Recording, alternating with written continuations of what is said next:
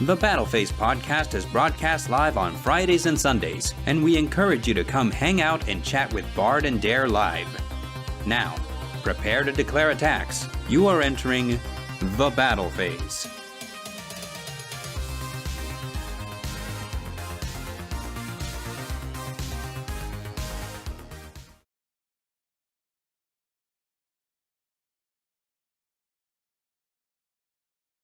Microphone.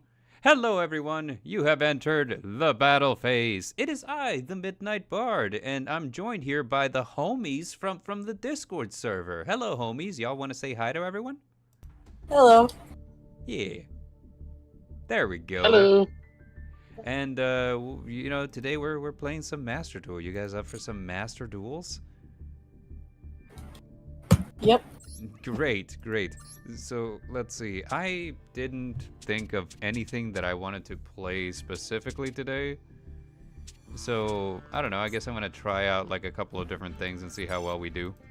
And basically, it's casual night. So what we're doing is we're hanging out. We're gonna play some Yu-Gi-Ohs, and we're gonna give me your hot takes on anything. And let's just have a conversation while we're at it. What do you guys say? Sounds good. Sounds good. Okay, great. So here's my first hot take. I don't understand Instagram threads. Is that just me? I feel like I don't use Instagram, so I don't know. Okay. I see it, and I'm like, eh. I made my first post on there today, but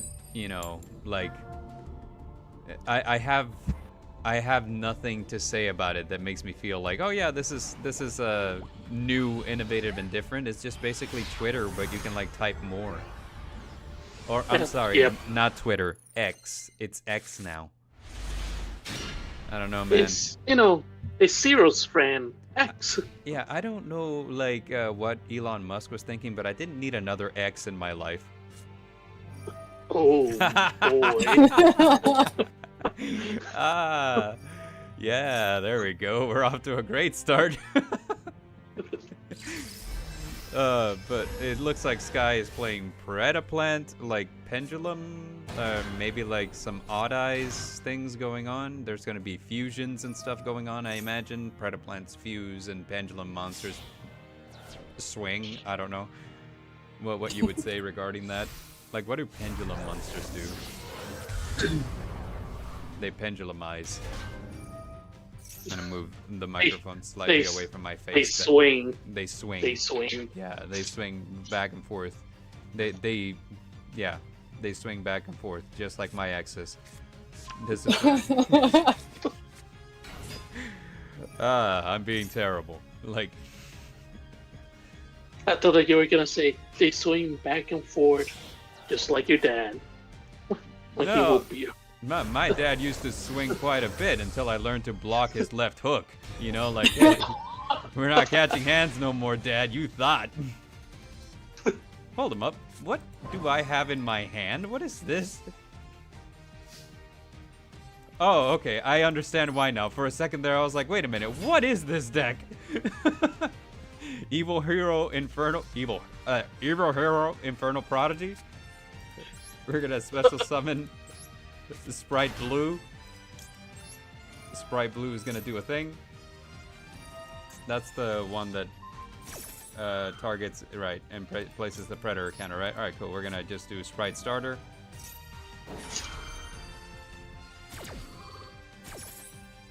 Okay, Sprite Starter is gonna get us the Sprite Jet.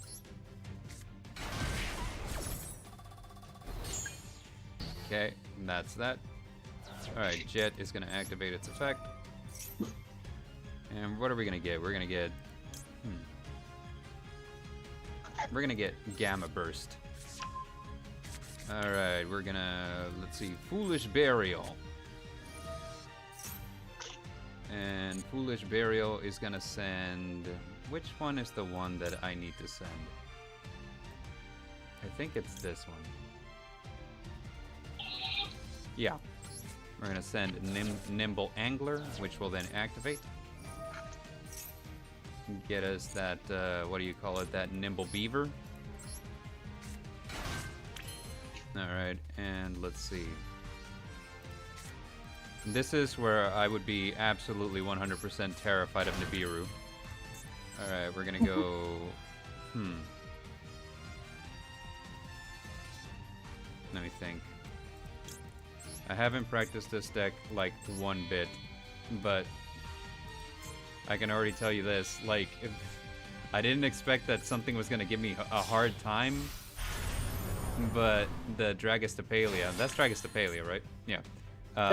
Just messed me up by being like, oh yeah, you're a level 1 now. I'm like, damn it. Alright, we're gonna do this, and we're gonna send the Prodigy guy, and let's see, what are we doing next? You know, there's a strategy to this deck, and I just don't know it. Because I haven't practiced it enough. Alright, we're gonna do the Swap Frog, activate to send the Ronin Totem. Right. Alright, now we're gonna make the...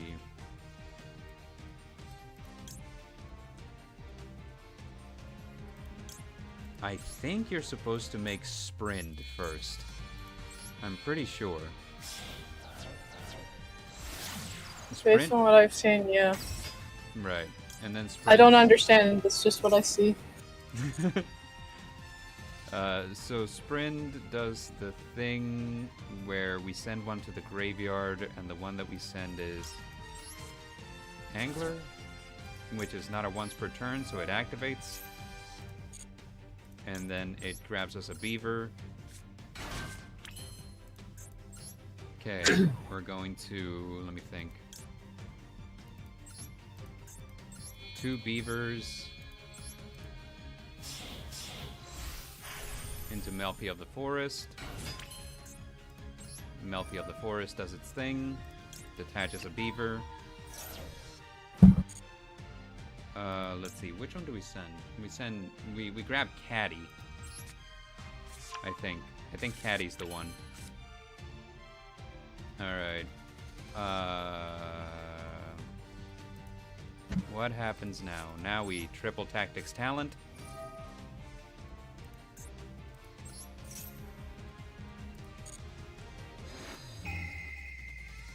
We take control of that. We go Gamma Burst. We go Battle Phase, and we swing.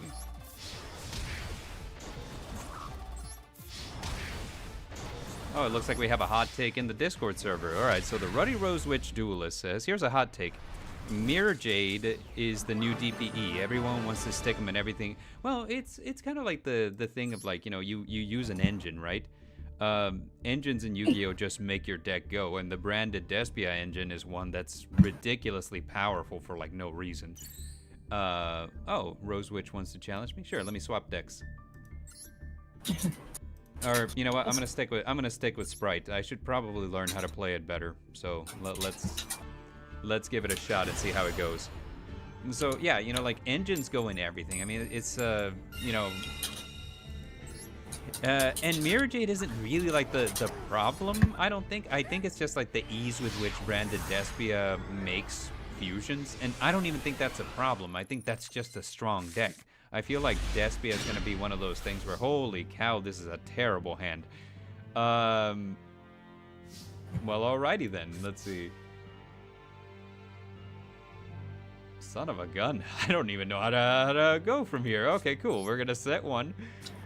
And we're gonna pass. Let's see. You know, like, it's just decks these days are a lot stronger than they used to be, and, like, I feel like branded Despia is gonna be one of those decks that, like, we agree was strong, but it wasn't unfair. It was largely not unfair. You know, like, for example, there's no problem with fusion summoning a bunch. I mean, every other fusion deck does that. You know, every single other one. And some do it better than others, right? So I don't think that that's so much a problem. I think the strength of whatever you summon off of the, you know, like your very easy to do fusion summons is exactly what the problem might be. Helix is in the chat. I want to say hello to Helix. Hey Helix, give us your hot takes on anything. You know, like we figure casual night is the night to see how much we can make Bard ramble. So, you know, like Branded Despia just super strong. It fuses really easy. It's got like a bunch of different things that it can do. The monsters it fusion summons are really, really strong. But you could say the same thing pretty much. Oh, wow, I am just not going to draw good things, am I? You could do pretty much like the same thing with like, you could say the same thing about Sword Soul, for example. Sword Soul and Synchros. Sword Soul can Synchro summon forever. And like a lot of the Synchro monsters that it summons are strong. But, you know, it's not so much like the fact that synchro summoning is easy with it. It's that, you know, the things that you're synchro summoning are like really, really, really strong, and like it's almost necessary for a deck these days, when in order to be considered good, that it needs to have not only like a plan A, but it also needs to be able to have like a recovery plan if something goes wrong. Like I think a lot of things that hold a lot of decks back is whenever what do you call it, whenever you would try to do like your main play, you get ashed and then it stops. You know, like suddenly it just doesn't do what you want it to do, right? This is a special summon, right? Yeah. All right, cool. Let's see if we can fix our hand a little bit. So, like for example, dual avatars. Let me just say dual avatars. There is a lot of I want that deck to be good because I think aesthetically it looks awesome. But there's a lot of things that will stop your dual avatar plays in their tracks. Like, you know, like if you do this and then nothing happens, you're just done for the turn, you know? So, I don't know, you know, like it's just, decks just have to be that good, you know, like they have to be able to summon a lot, and they also have to be able to recover in case like their plan A gets interrupted. And it's also kind of the reason why like I don't think that, you know, like Goki might have been really, really good at some point, but these days not so much, and I see why. Because, you know, like if you ash the Isolde early on, you know, you're done, you know, like you got nothing else to do. So yeah, that's just me though. So like I personally don't think that, you know, like it's that it's the new Mirror Jade or the new DPE, as you said. All right, maybe we can recover now. Let's see. Melfi Penny, special summon. But there will always be cards that do that too, by the way. Like, you know, like there will always be cards that just like make you know, like certain decks a lot stronger than others, you know, like that give them like extra plays, and, you know, like that are oppressive. There kind of has to be, you know, like and like we said, you know, like power keeps escalating on decks, and because it does that, it's also it's one of these things where it's like, how do you make like people want to play the new decks? Well, that means that the old decks have to be a lot stronger, you know, like it's unfortunately just the way it is. I feel like I've rambled enough, and now I don't know where I was. I don't even know if I answered the initial question. Alright, let's see what we can do here.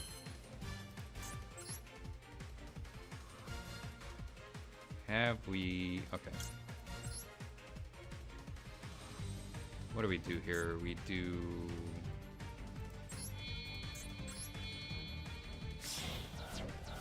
and what does Kane do again? I don't even remember. Can I target other special you can discard it. Oh, okay. So if you have a spell card in hand, you can destroy something that I got. No problem. Alright, let me see here. What are we sending? We're sending the Nimbler. The Nimble Angler. The Nimbler. Alright. We go Nimble Beaver. Alright. Now we're...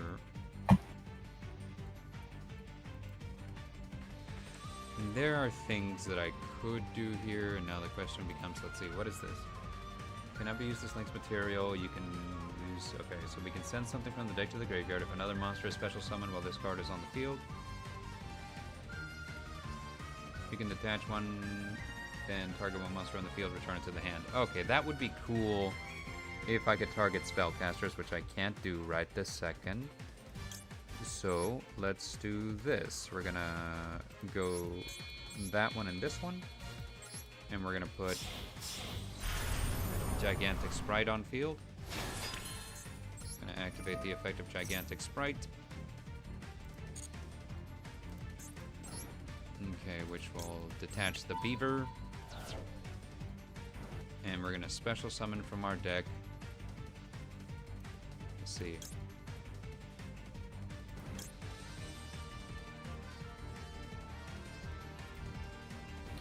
Let me think. I almost want to say it's Melfi Caddy that we summoned, but, you know, I'm not 100% on that one, so let's have a look here.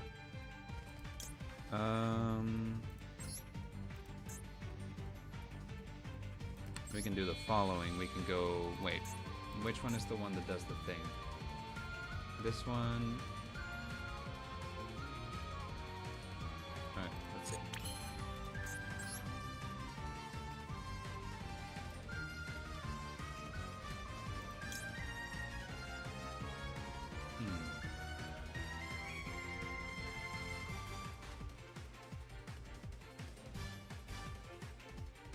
Yeah, we can do this. We can go here and here. And put Melfi of the Forest on the field. And for some reason, that didn't do what I wanted it to. Detach one material, add one... Oh, wait, no, that's because I started with Penny. Oh, that sucks. Well, crap. Let me think. Alright, well, what we can do here is I guess we can kind of do this and this.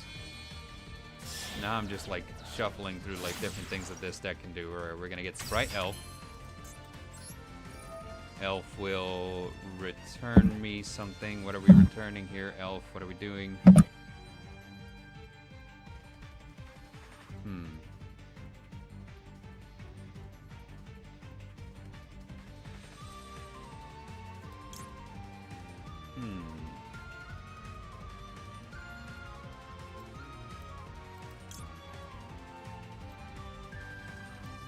I don't know where to go from here, surprisingly. I thought that I had something that I could do, but it turns out I do not.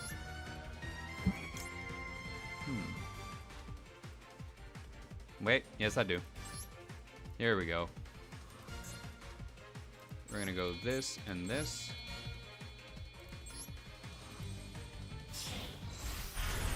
Alright, that gets us the Gigantic Sprite, and since we used a Link 2 monster, that puts us at 32. Perfect. Alright, great. Unfortunately,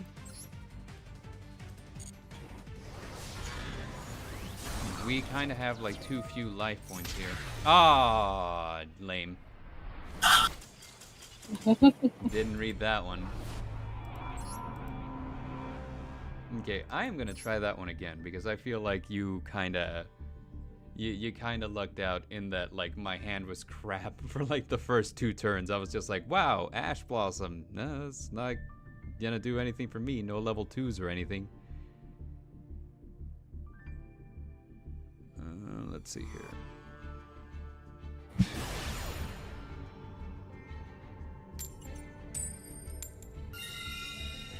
Somebody is text messaging me? Who is this?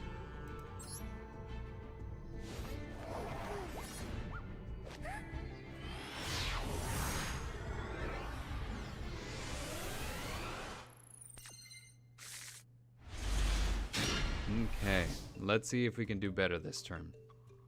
Can we? I believe we can. Alright, Rose Witch, you got lucky last time. Let's see if we can do better. I understand that this right here is the reason that people like best of threes, because it's like, oh, if you just drew crap, you're fine.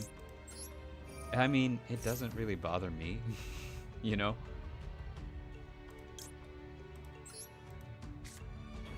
Like, sometimes you just draw bad, and, you know, like, a best of 3 isn't gonna solve that in every single situation. You know, sometimes you'll, like...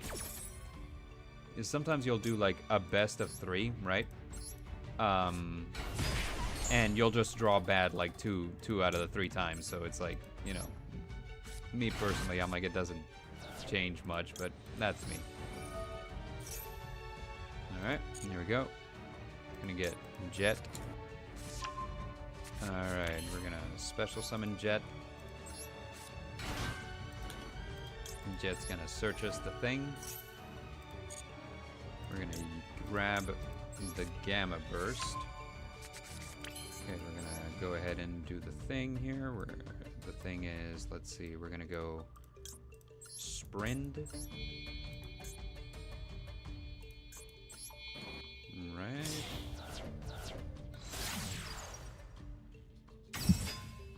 Alright, Sprint effect to send from from deck to graveyard. And I think that what we want to send is, let's see. This card is summoned. Once per turn, you can return 1 monster you control to the hand. You can almost summon 1 frog monster. Let me think. Or do we send Ronin Totem? No, it's neither. There's a target for Sprint, and I know it. And I think that it's just that both times that, or a couple of times now, I've drawn into the Foolish Burial. So that what normally is the Nimble Angler's job just doesn't do what I'm hoping. Alright, so let's try again. Let's see. I know that the thing that I want is, let's see.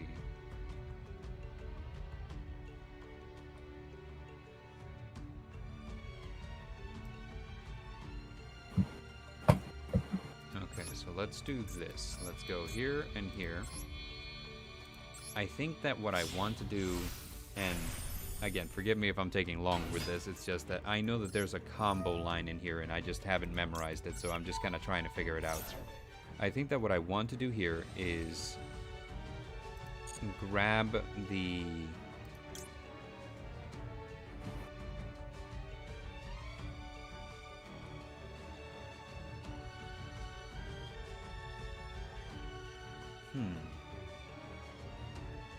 What do we want to do here? I don't even know.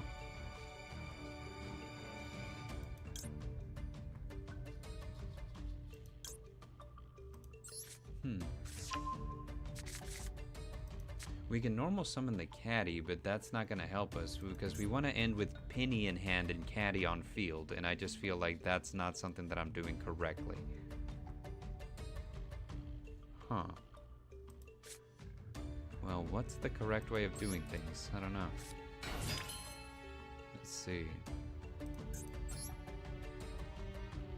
There's a right way to do this, and I don't know what that right way is. So let me think. What we can do here is, well, we can't do that. Because we can't link summon, and we already used the gigantic sprite, right? No, we didn't. We didn't. Interesting. Can we... Yeah, but we can, but at the same time, it's kind of one of those things where it's like, yeah, you can't use the ones that you want to use. We could make Elf, but Elf isn't going to help either. So we could make IP Masquerena, and I guess that's just going to have to be alright. So here, and I'm going to learn how to do this properly. I haven't been doing it properly thus far, and it's a little frustrating, but you know what? It's gonna be fine. We'll figure it out.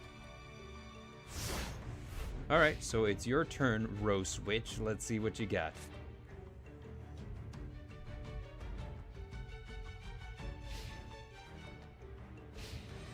Can your spellcasters overcome this deck, which I call too good to be true? You see, too good to be true because it's all level, rank, and what do you call it? Level, rank, and link to. So it's too good to be. Yeah, you know, you get it. You get it.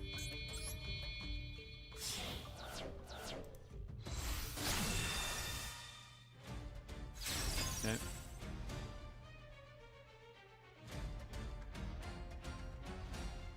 It was a smart play going directly into the battle phase.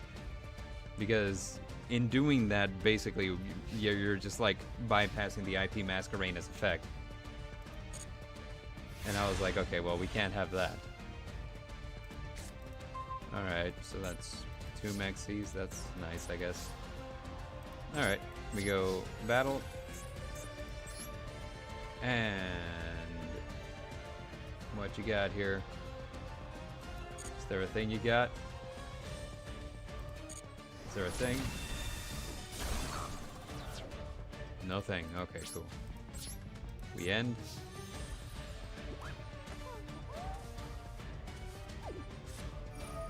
Ah, Magic Karibo. How interesting.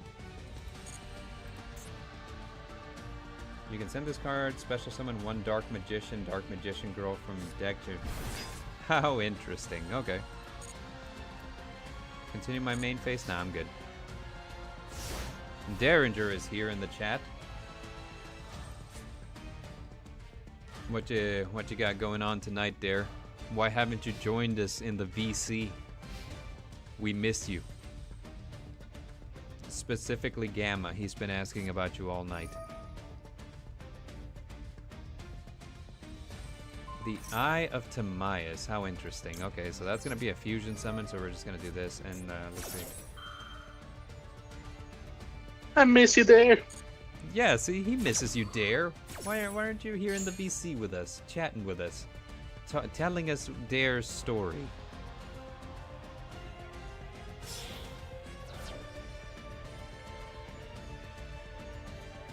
Okay, so you're going to go and do a thing where you fusion summon.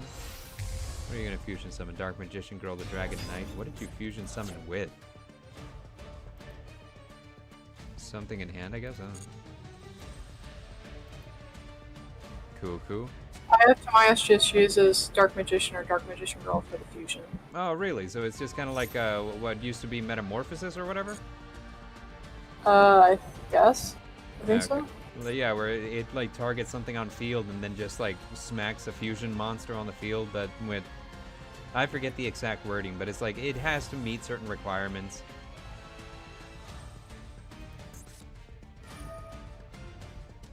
So what is this, like spellcaster beatdown with like a toolbox element?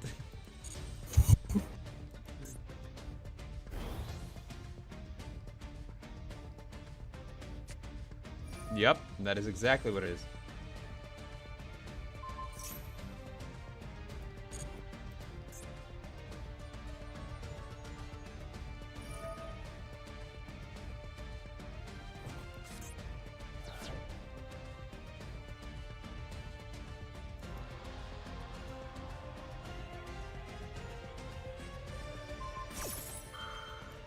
Okay. I don't know what's happening, but this is interesting. You pop one. Alright, cool.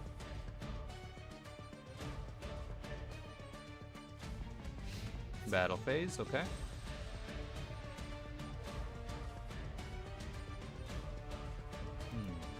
Let me think. Yeah, that's fine. Okay, damage calculation. Avermax.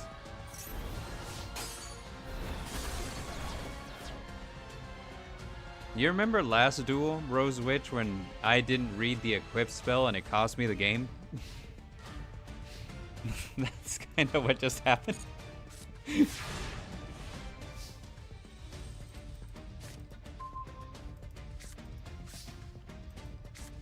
Alright, now here we're about to see something fun here. Normal summon! Max C! We enter battle. Max C attacks directly. And then Avermax attacks directly. So, GG's. That was kind of a fun one. Would you like to do a tiebreaker out of curiosity? Is that something that you would enjoy doing? Okay, cool. Let's do that. As a kind of a fun one, I noticed you were just like buffing up like your Dark Magician girl, the Dragon Champion, and all I could think to myself was like, okay, so he's gonna go, Rose Witch is gonna go for a huge swing, and at first I was a little concerned, but then like afterwards I was like, oh wait, this is Avermax, I'm good. Like it was just kind of one of those things. I was like, oh right, no, we're good, we Gucci. All right, let me try this one more time.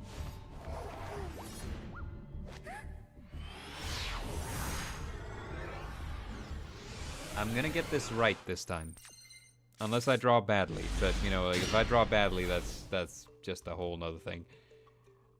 All right, so let's go. We're gonna normal summon the Nimble Beaver. Nimble Beaver will do the thing, which we're gonna summon a second Nimble Beaver. Let's see, we're gonna go, I think,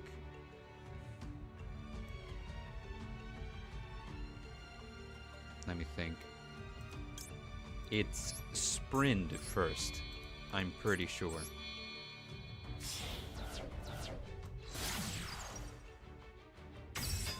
Okay.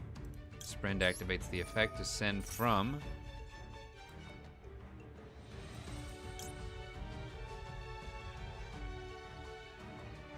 okay, so that's not the way that I think I should do it. What do we send? Like, do we send Swamp Frog? Do we send Ronin Totem?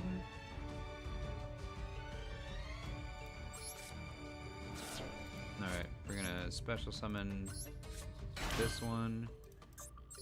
And then we're gonna go...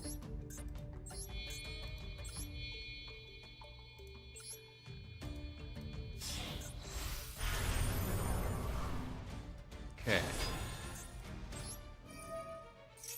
And this one will detach.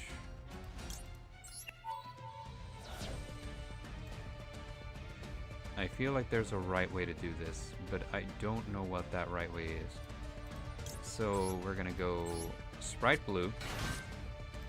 Sprite Blue effect. Grab Sprite Jet. Sprite Jet effect. Or special summon. Sprite Jet effect. We'll grab us the Sprite Starter. Alright. Use the starter to give us the Sprite Carrot.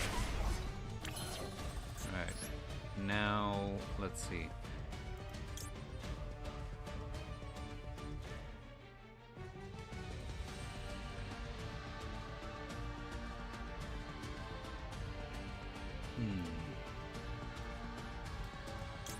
Okay, so we're gonna go Sprite Elf. Activate the effect of Sprite Elf.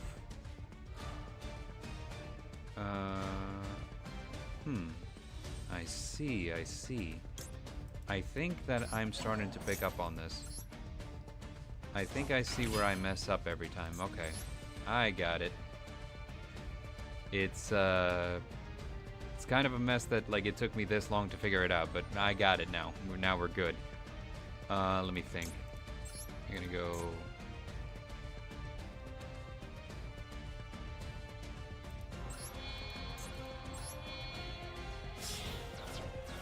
this into IT Masquerena. Okay. Now I got it. Okay, cool.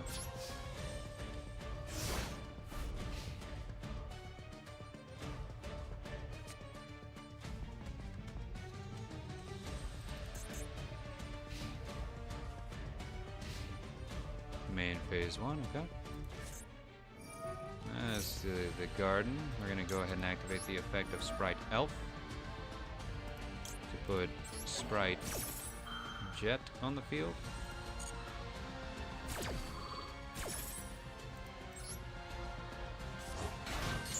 Alright. Oh wait, I meant to use... oh, well, that's fine. That's fine. We do what we do. Alright. We done did what we done did. It's fine. We're good.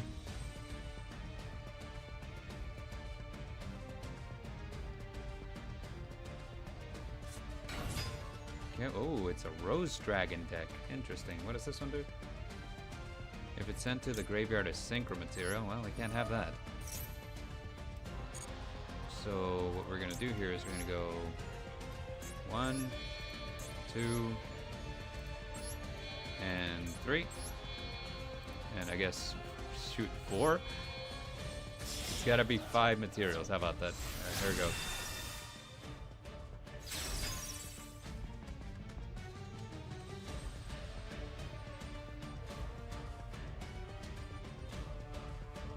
What happens now? Oh, it's a normal summon?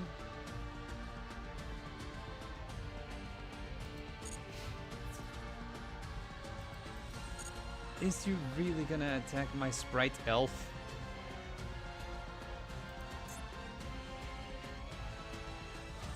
Could you kindly just smack into Goddess for me? There we go. I guess, you know, my sprite elf's gotta go. From a hand or graveyard. Okay, we can do this though. Luckily, Underworld Goddess of the Closed World can do this, and just no.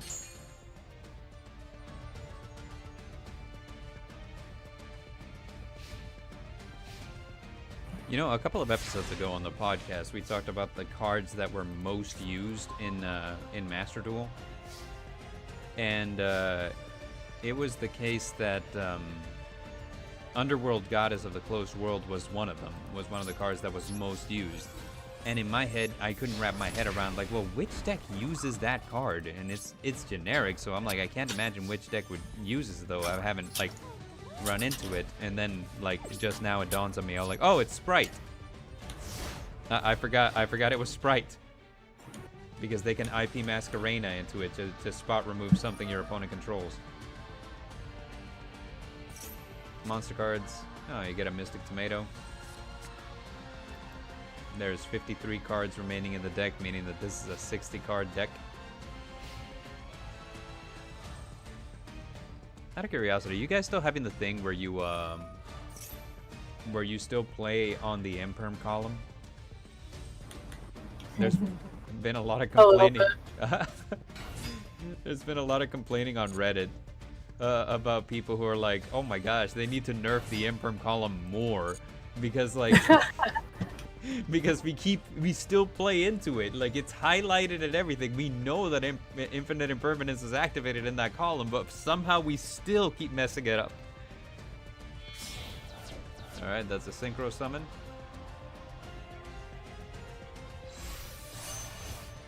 Black Rose Moonlight Dragon, okay.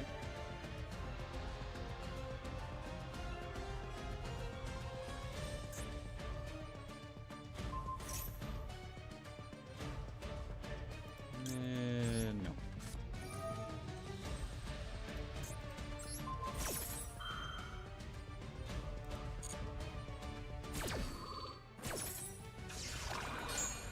Unfortunately, I think the boost comes from the field spell, otherwise this would be...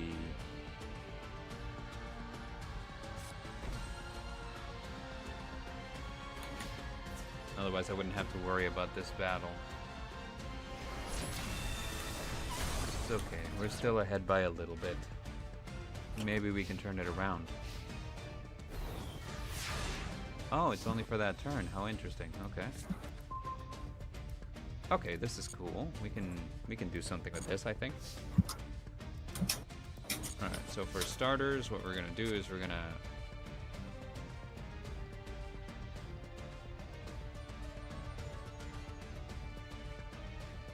Two seconds. Let me think about this here. I feel like...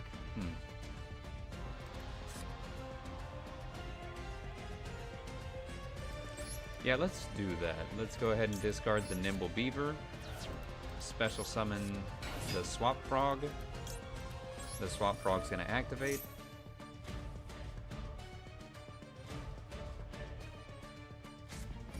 What's this? Okay, I'm not too worried about that. Alright. I'm gonna send the other swap frog to the graveyard. Which, let's see, what here? Once per turn, you can return one monster you control to the hand, and then normal summon one frog monster. Yeah, we could do that later. What we can do right now, though, is we can Ronin Totem, banish the other swap frog, and that's going to allow us to put Ronin Totem on field. Okay. Cool. Cool, cool.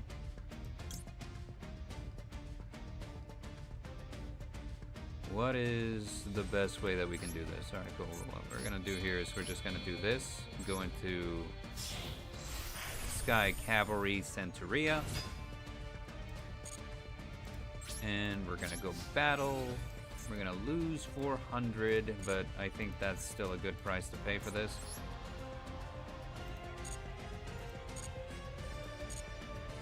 Huh, come to think about it, I didn't have to lose 400. I'm a silly goose. Wait. Ah, lame. What do we think? Huh. I totally forgot that I could do something else. No, it's fine. It is fine. What we're gonna do is we're gonna go... You know, the usual. We're gonna do the Downward Magician. And then we're gonna Seuss on top of that. Voila. Okay. Then we're gonna end phase. And we're okay right now. I feel like that was a good turn of plays there. Maybe things went better than I hoped.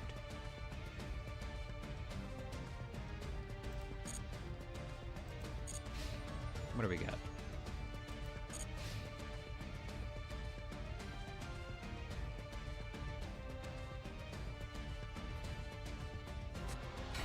Okay, sets one.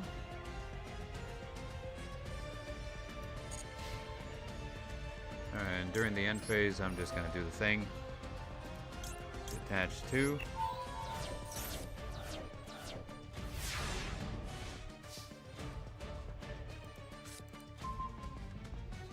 Okay, great.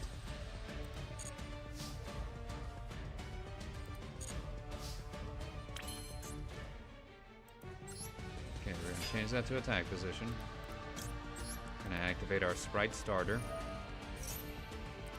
Let's see, 11, 13, and 1,000. We're gonna get the 13. Jet. Jet will activate to grab us something else. We're gonna grab the Gamma Burst, or the Smashers. Gonna do the thing and go Ronin Totem by banishing the other Swap Frog. Ronin Totem on field. And then we're gonna go battle. And during battle, we're gonna activate our Sprite Gamma Burst. And that should do it, I think.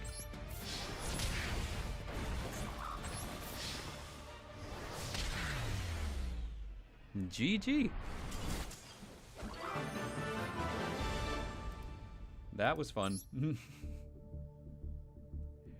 Yes. So fantastic to, like, stumble your way through something that you don't understand, which is precisely what I was doing, by the way. Like, if at any point in that game it looked like I had any idea of what was going on, I did not. So, spectating the last duel between Gamma and Sky, just to kind of like see what's going on their side of the field. We're using the Foolish Burial Goods to send the, what is that, Rainbow Bridge of Salvation. This is Crystal Beasts. Okay. So we're gonna activate the Rainbow Ruins, the Sapphire Pegasus, to set the Crystal Beast Rainbow Dragon, to get the Cobalt Eagle onto the field.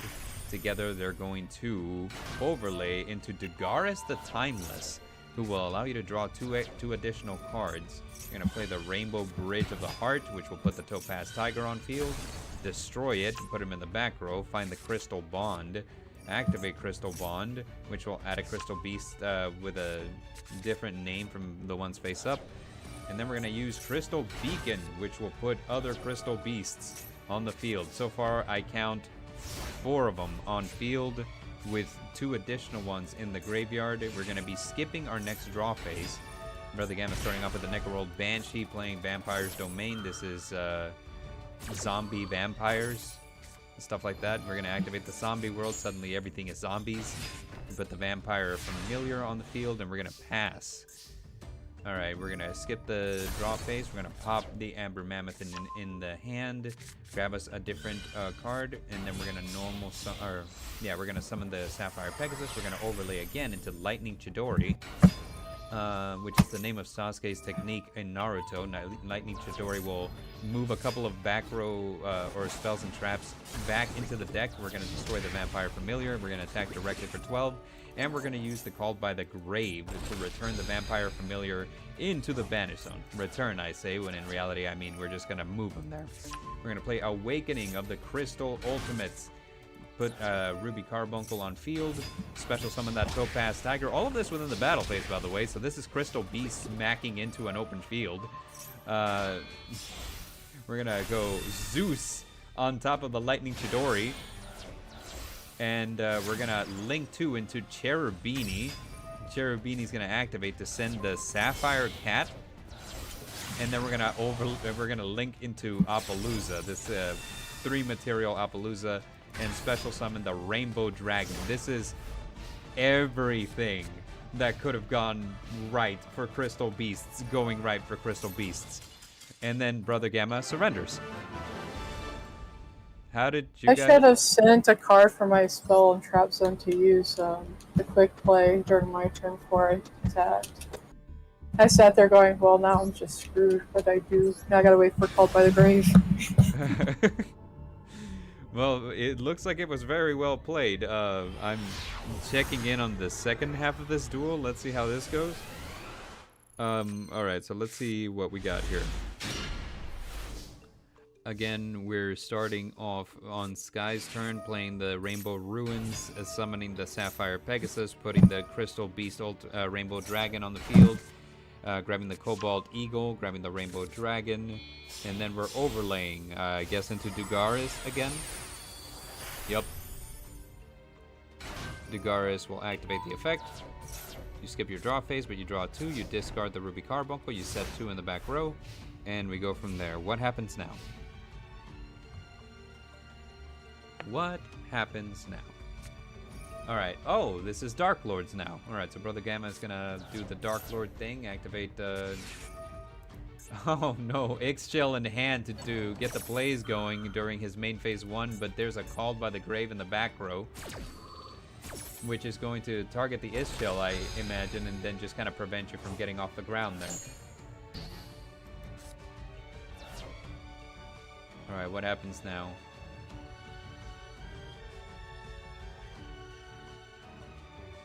Now we are setting 1,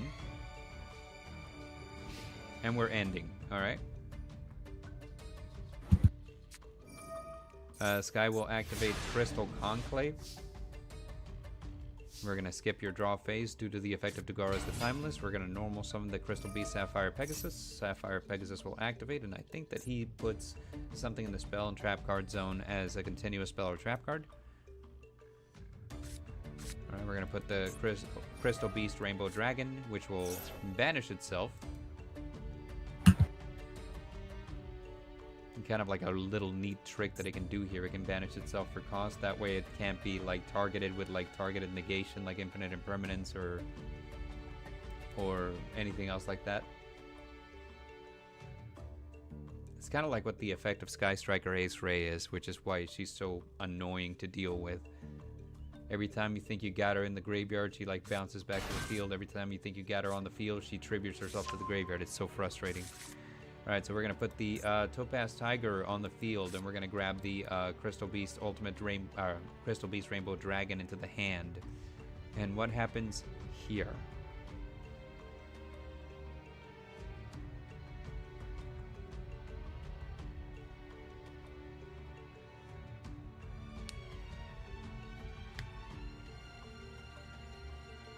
We're thinking. We're thinking. We enter the battle phase. Alright. And that is a Marshmallow, which will do 1,000 damage. It's an interesting card to be playing. Also, your mascot on the field, Brother Gamma. Interesting. Why Marshmallow, I'm wondering. Because typically this isn't a card that we see often, I don't think. Is there some kind of play that revolves around it in a Dark Lord deck? I don't know. But we're going to do the Dagoras the Timeless and the Topaz Tiger to make IP Masquerena, and we're passing.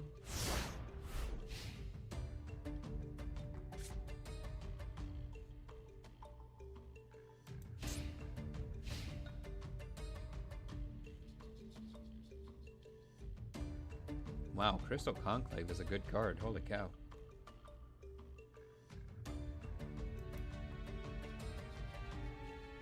What happens now? Brother Gamma taking his time to consider, to postulate. Alright, and he's playing the Chorus in the Sky. Oh, we're back to fairies. Not something that I checked, but like, are you practicing like your deck for this? No, it can't be because there's Ixchel in here, and the Ixchel is a dark. It's Light Earth this coming tournament.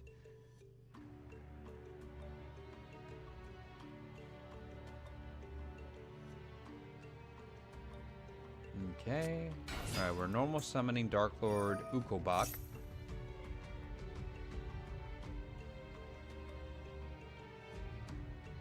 Which reminds me, was Ukobak made up for like the Blue Exorcist anime? I feel like there's an episode in Blue Exorcist Season 1 where they introduce Ukobak, who is the cook in their dormitory. But he never shows up in the manga to my memory. Alright, we're gonna set a card on the back. Alright, we're passing. We're going back to Sky, who has a draw face this turn. You're right. He doesn't show up on manga at all. Okay, great. I thought I was going crazy for a minute there. Alright, we're normal summoning another Sapphire Pegasus, which will activate to place a Crystal Beast from the hand deck or graveyard, right? Yeah. Face up in the spell and trap card zone as a continuous spell. And we're choosing Amethyst Cat. The one thing that I feel would make Crystal Beast function a lot better is if they had, like, if they had effects whenever they were face up in the back row. It's not something that they have, which to me is weird.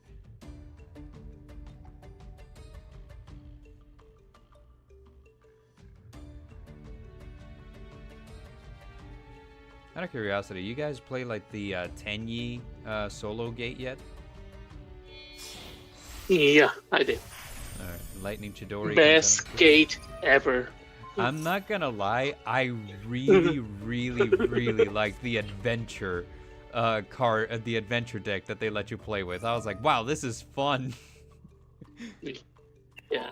Yeah, like that's kind of the thing is, you know, like adventure, going back to like the initial question that was asked, is like, yeah, you know, like this card goes in everything. The adventure engine had like its time in the game where it was just like, oh, okay, so every deck is gonna run like the Rite of Aramazir, it's gonna run like the Water Enchanters of the Temple, it's gonna run the Griffin Rider, it's gonna run like the Draco back, right? But like in doing so, you're like missing out on the deck, you know, the adventure deck, which is fun. I was just like, this is incredible. I'm having so much fun playing Adventure Pure. It wasn't pure, it had Tenyi stuff in it, right? But still. Yeah. Yeah. And then they play the card that they could add on to any deck. What card is that? Pacifist. Oh, right. That was so weird to me because I was just like, I was not expecting that, and then suddenly like, oh, opponent plays Pacifist, and it was funny because we just finished discussing that, you know. So like, I just like, what is happening? Like, What is life? Human message on the server like, do you have something to do with this? I seen it and just started having flashbacks.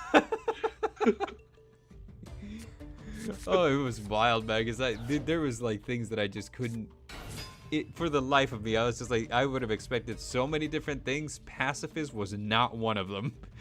You know, like it's a Tenyi gate. You know, like I'm like we're gonna see like like worms of different varieties. Or we're gonna have like the Tenyis. Hey, it might even be Swordsoul. You know, like it's a strong deck. Why not?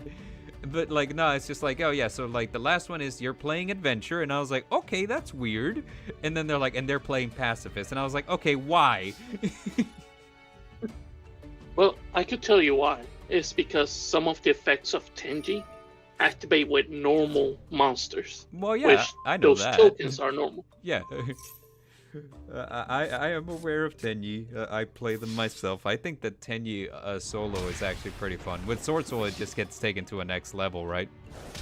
But yeah, like regular Tenyi is good. Regular Tenyi is good. Out of curiosity, and I'm asking this because like the music on Master Duel right now just changed because this guy smacked into your field a lot. So now it's on like the critical theme, right? What is y'all's favorite music from Master Duel? Because I feel like the soundtrack on this game is like fire, and nobody talks about it. I like the one for Legend Anthology when that was going on. From which one? The Legend Anthology event. Oh, from the Legend Anthology. Yeah. It's really good. Yes. It's a really good rock cover of it that I liked. Oh, very neat. Ooh. There's for me, it's several of the key card themes. The one that I'm most familiar with is like the key card theme 1, I think. And it's because I usually run into it while I'm in the middle of my Tri Brigade combo. For some reason, that's just what it is. Like that's the key card theme for Tri Brigade, I guess. Which is the default one. So if you have like your regular field, like the green grassy field, that's just the one that plays, right? But I don't know. There's other ones out there, and like the one that I dig the World Legacy themes. So when you and your opponent both have like the World Legacy field, like the music that plays on that is awesome. So that's oh, and there's Rainbow Dragon. It's like bonkers to me, like how easy you're summoning these Rainbow Dragons. Because like I remember this deck. Full disclosure, I used to date a girl called Crystal, and it was my thing that like we're I'm like we're dating, and I'm super huge into Yu-Gi-Oh, so I'm gonna build you a deck, but a functioning deck.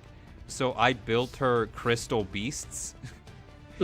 And she hated it. She was like, I don't want to play this game and whatever. But here's the thing, she kept it. I'm like, dog, if you didn't like it, then why'd you keep it? So like I just spent like all this time like making a Crystal Beast deck that I never got to play. But I tested the heck out of it before I gave it to her, right? And for the life of me, I couldn't figure out how to make it work. And of course, this is back in GX era, right? Like 2010, 2011. When decks didn't do as much as they do today. So I'm watching like Sky just kind of like work through these combos, and like the only thing that's going through my mind is like, wow, the Crystal Beast deck that I built back in the day would have never done any of this stuff. There's even more support that Master Duel hasn't gotten yet too. That's true.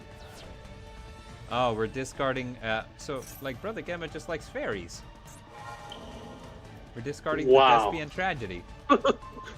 What? You got fairies, man? That's a Marshmallow. That's a Thespian Tragedy. I think Dark Lord Ixchel is also a fairy. Yeah. Yes, this is an extermination deck that I was working on. By extermination, sadly, the you cards mean what? that I haven't got the good cards yet. I see. That's the part that sucks. I can understand that.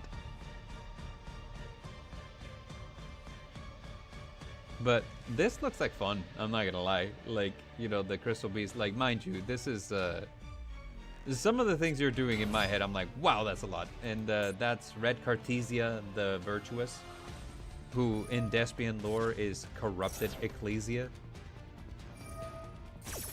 Okay, so we're gonna activate the Rainbow Overdragon. We're gonna chain the Blazing Cartesia, which will allow you to fusion summon from the extra deck using monsters on your hand or field as material.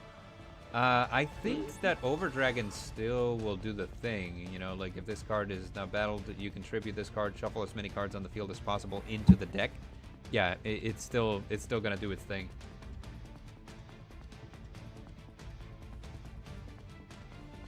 I can never look at Marshmallow the same way again, because like every time I click him and he's got like the fangs.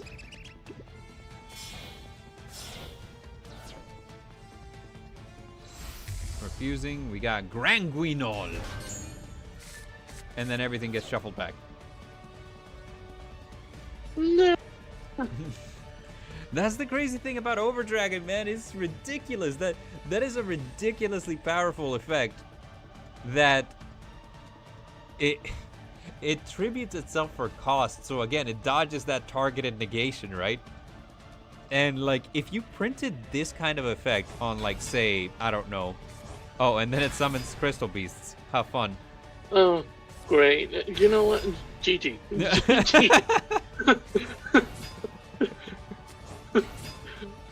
Oh boy, you're getting payback. You are getting payback for just beating you once. You can't have that. I mean, like, Rose Witch dueled me and beat me, and I was just like, oh, well, whoops.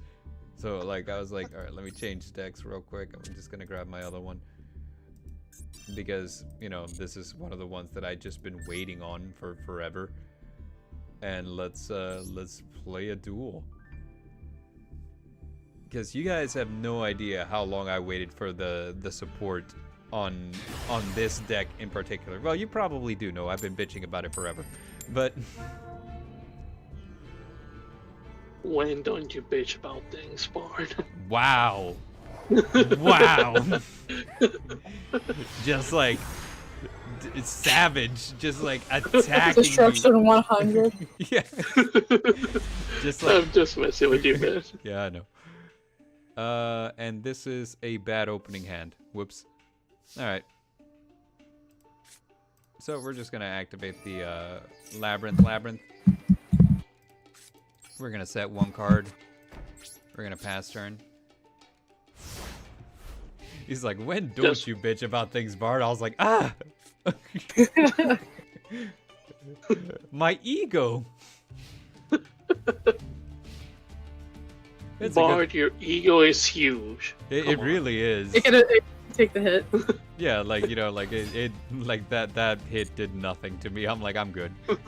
Everything is fine. Alright, we're gonna grab plant tuners, it looks like.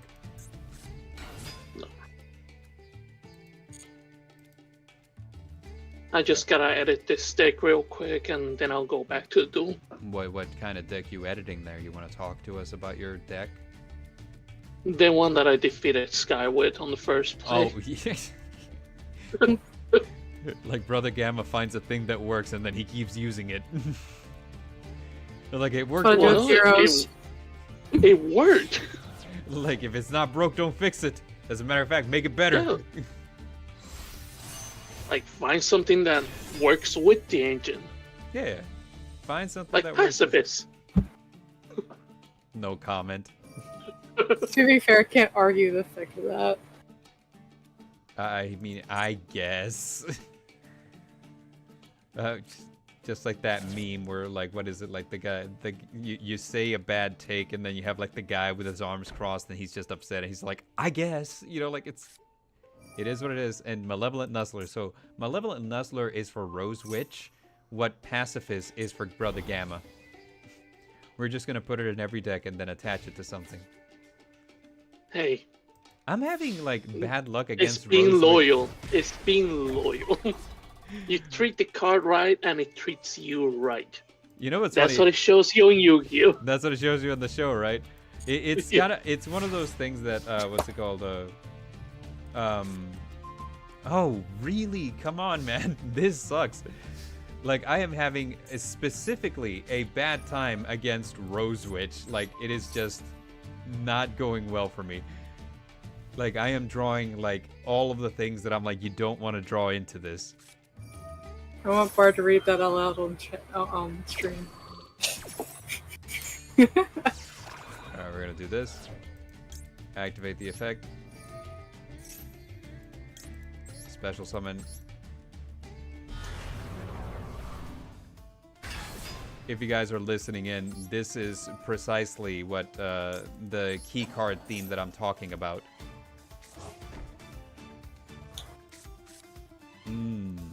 I just made a mistake. Woo-hoo! This is fine. This is fine. This is fine. This is fine. The background, the fire background's happening right now. Yeah. It's okay. No, this isn't. It's not a terrible mistake. We can work with this.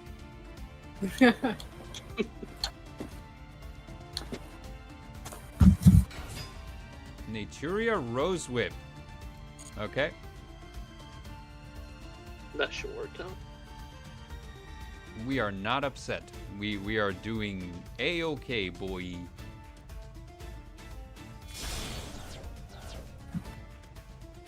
Let's see. Hot takes. Yeah, give me hot takes. Demon mommy nuzzles me. Ooh woo, says Rose Witch. Yes. My hot take. If you're gonna do changes to a story, at least from a manga to an anime or live action, don't stray too far from the direction that is already set. Agreed. Like, it's one of the things that I say all the time because, like, stupid crap like Blue Exorcist has me messed up, man. Like, I cannot believe, like, I told you. Like, it is redonkulous. Like, I literally cannot.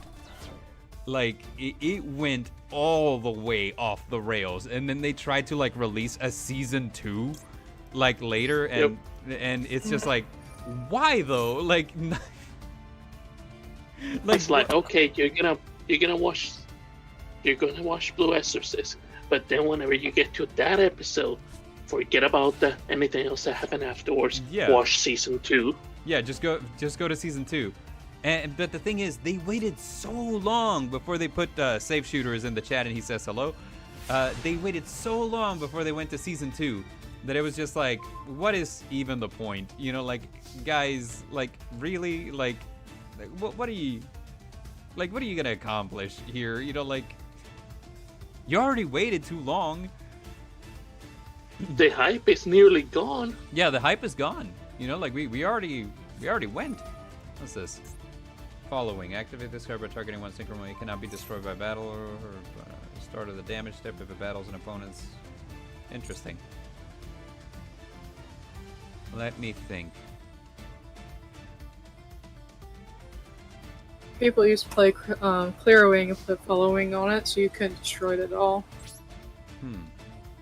Because every time you'd attack into it, it would gain attack. Let's see. What we're gonna do here is we're gonna do this. Unfortunately, like, I don't know, like, every time I do a Rose Witch, I've drawn into, like, all of my, like, these are the things that are non-engine, so, like, it does nothing, sir. You lose. And I'm just like, well, that's just the way the cookie crumbles, I suppose. It's interesting to see Rose Witch branching out from, like, your usual, like, normal summon a plant and then, like, you know, do, like, tokens with Black Garden into, like, what do you call it? Different strategies involving, like, you know, synchros and like Naturia stuff. So that's fun. Oh, right. The negate hadn't been resolved yet. It was the pop that happened last time. All right. Well, that's gonna be a surrender from me. This was a bad opening hand, but I'm willing to go again because nobody beats the Midnight Bard twice. But Rose Witch beat you twice. Huh? Well, yeah, but not twice in a row. It doesn't count. And every time that you duel that person again and then win, then that's reclaiming your honor. So the first defeat doesn't count at all. All right, if you say so. Yeah, no, it is what it is. If you say so. That's exactly. So anyone want to face me? Says Safe Shooter. Well, we invited you. Are you in the room? I'd be willing to do the thing. Wait, how do I skip Rose Witch's turn? Wow. I'm clicking on the thing to make Rose Witch skip their turn, but like it's not letting me do the thing. Yeah, talk about cheating, Bart. It's not cheating. Like if the game would let me do it, it counts. Alright, before the end of the main phase, we're gonna go ahead and activate the Labyrinth Stovey Torby. And what are we gonna send here? We're gonna send the lovely Labyrinth. And now we're cooking with gas, boy. Not propane? Not propane. We're getting all of the taste here. All of the taste. Alright. So, which fruit do you eat to cook with gas? Sorry, what? Which magical fruit do you eat to, to work with gas? Safe Shooter, welcome to the what do you call it? Are you asking me which fruit I use to cook with gas? No, which fruit do you eat? Oh, which fruit did I eat? I don't know, the propane fruit. Yeah, we're gonna do this. Alright, Pot of Prosperity. That worked. We're gonna be prosperous AF up in here. Alright, let's see, what do we want? We want...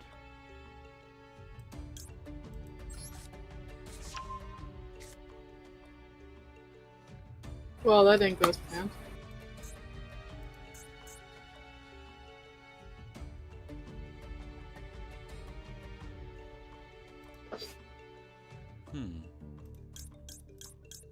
We are doing things.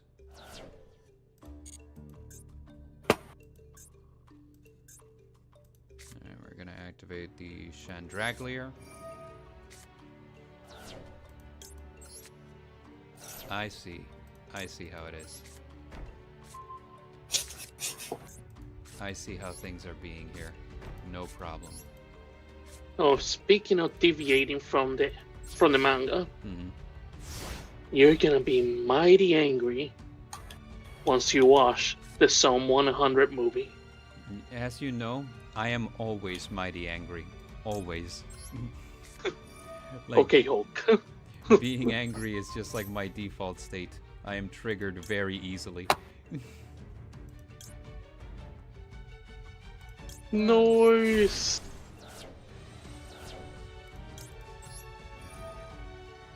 Got one of my key cards. Come on. Key cards! So how are you doing today, Safe Shooter? I am doing pretty good. No, that's good. I'm just been on here messing with some decks for the upcoming event. Neat. It's really not. I'm having a terrible time. Okay. See, this is how well things can go whenever you draw exactly what you need. Well, not exactly what you need. Naturia Rose Whip is kind of annoying, but you know.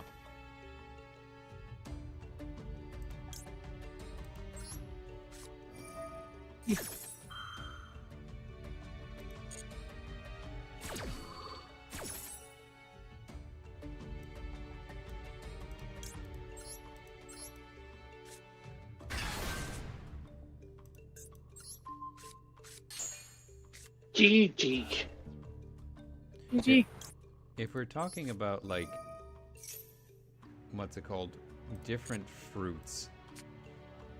Can we just talk about how the giraffe guy got screwed? Oh, tell me about it. That guy got majorly screwed with that I fruit. was like, I'm gonna eat this devil fruit. It turns me into a giraffe. I like how for the rest of that episode, everyone's just clowning on him because he looks silly. Yep. Like, dog, you look silly as hell.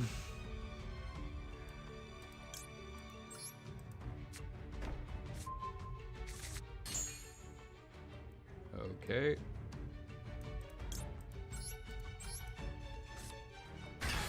Boom.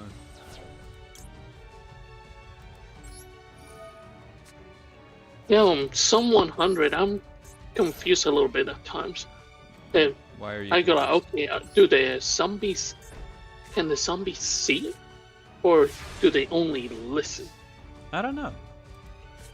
There's things about Psalm 100 that are kind of like in my head. I'm like, wow, this there's a lot to say here because how would I put this? It's there's just like so many different ways that you can interpret everything that's happening there, you know? Like everyone's just kind of like the zombie apocalypse is somewhat reminiscent of hold on just a second, let me get through this combo here, otherwise, you know, I'm not going to be able to speak real quick. I don't like where this is going. It's going down a really weird rabbit hole because like there was things that I wanted to mention about Psalm 100 that that I didn't whenever I made the video for it, and basically it's just kind of like it compares like people to like what do you call it, like when you think about it, it's using the zombie apocalypse kind of like in a juxtaposition to like shoot, give me a second, I need to think. I can't think well. Used to be like Goku, say, "Give me all your thinking power." Give me all of your thinking power, please. Hold on, let me think real quick.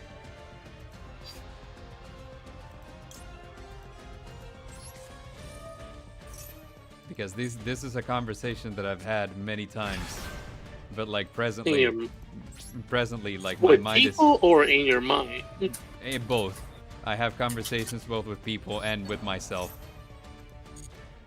If you're not talking to yourself, you're not doing it right.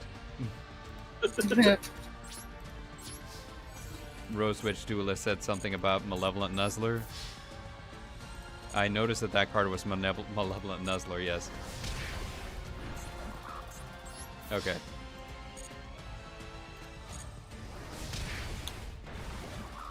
Now that we're here, we passed turn, and now I can talk about... Okay, so the thing about it is, it feels to me like it starts off in like an office setting where people are just constantly doing the same thing over and over and over again, you know, just kind of like ambling through life with like very little like self-awareness, you know, just kind of like doing the thing where they just go through life, right? And like the only things that they have to look forward to is their next meal, basically. Because like there's nothing in life that like sustains them in any way that really means anything, right? So it's just kind of like this very void existence. And then the zombie apocalypse happens, and when you really think about it, the show's asking the question. I was like, well, who's the real zombie when you think about it? You know, like because like going through your daily life like in a 9-to-5 setting, so on and so forth, right? Like aren't you basically like the exact same thing? You know, you go in, you clock in, you do the same mindless whatever, and then what's it called, you go to sleep and you wake up, you do it all again the next day. It's in this endless cycle of nothing changes, right?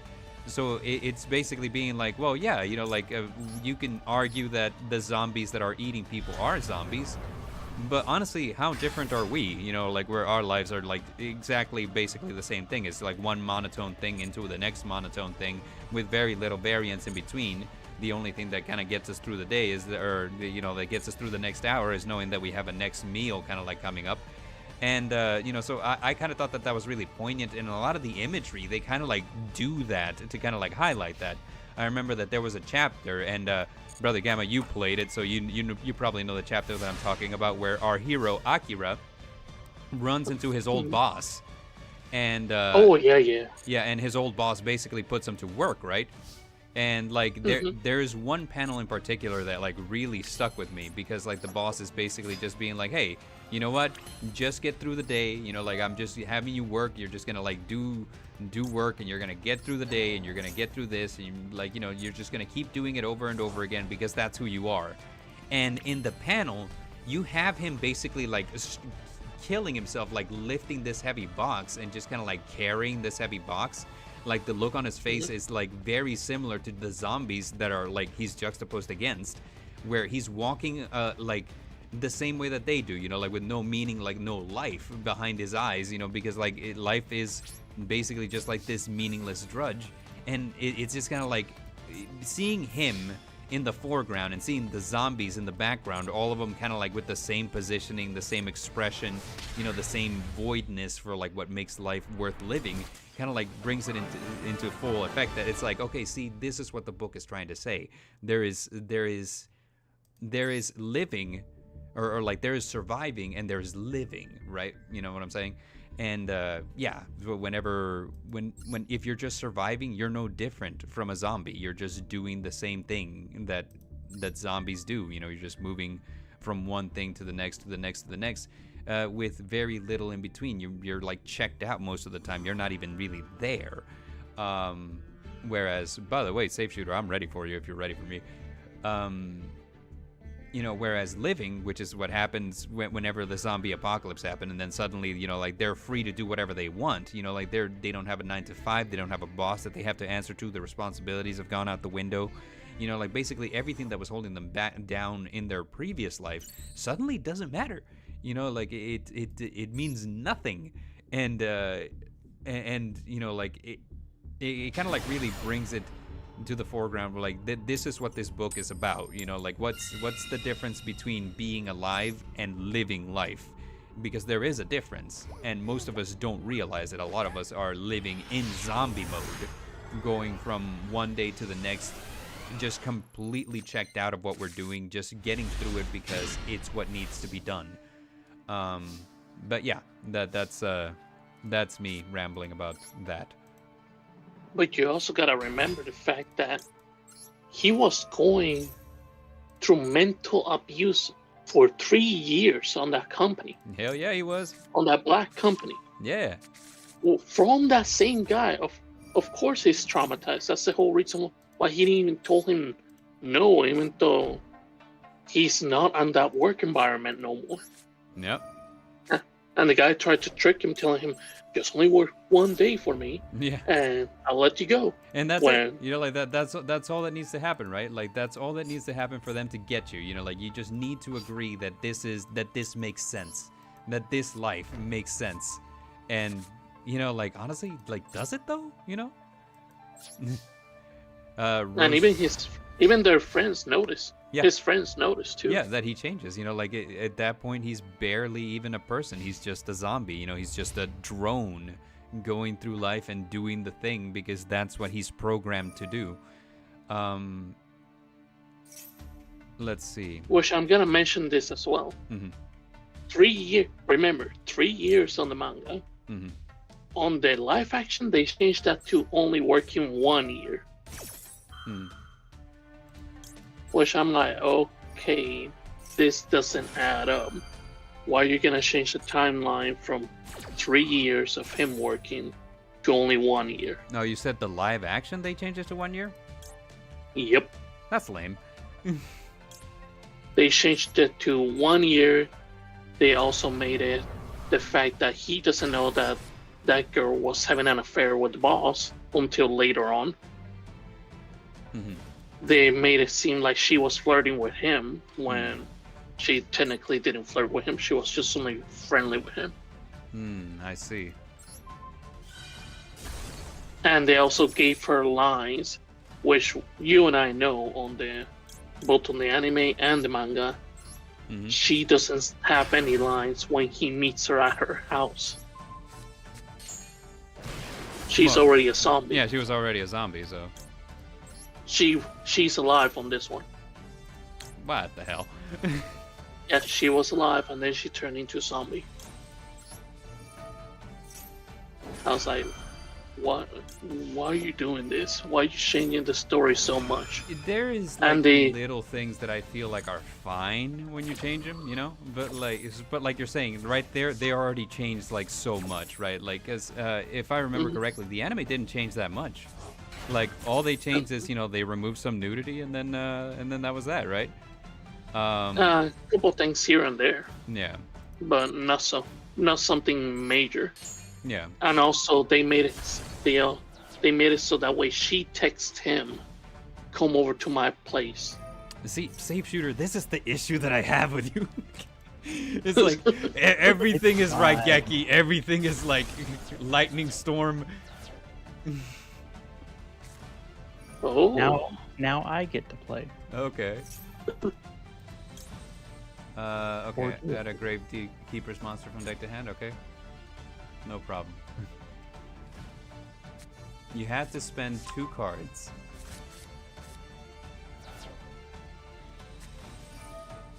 And that one's gonna search you the Necro Valley.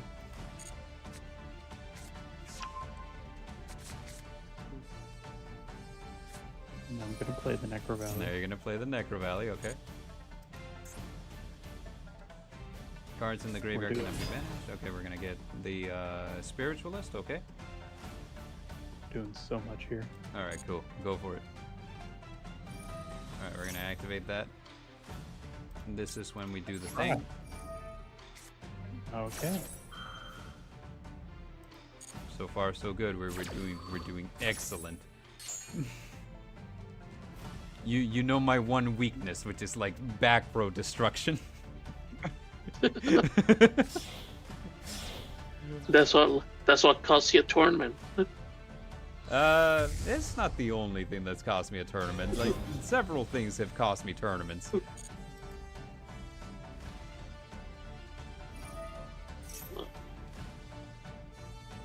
Alright, add 1 Gravekeeper's fan. Alright, cool. Then No we go problem. to battle phase. Let's go into battle phase, okay. No problem. We're gonna take it. We're gonna take the hit. I'm okay with that. Alright. We go to end phase and search. No, we don't. Not yet. You have to answer to evenly matched.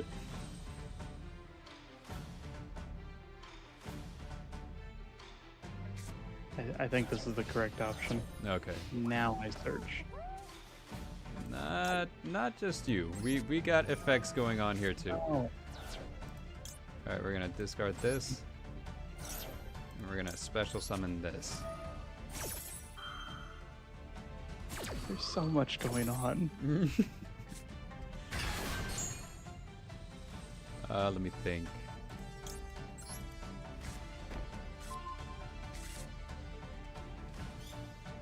So Rose Witch Duelist has something to say that, like, you know, that living life just isn't even surviving. True survival among nature is actually living. I mean, like, honestly, like, I don't know if I agree with that. Like, there is something to be said about, like, living among nature, right? Like, you know, hey, if you can do it, hey, kudos to you. But, like, you know, it's kind of like one day whenever, like, you know, a girl I was dating. I have a lot of stories about girls I was dating. But, like, a girl I was dating tells me, like, you know, well, you know, like, hey, you know, we should go camping. And I was like, nah, I don't know if I feel great about camping, you know? And then she's all like, but wait, camping is like a tradition in my family. And I was like, well, it's a tradition in everybody's family until they invented houses. So, you know, it's kind of one of those things.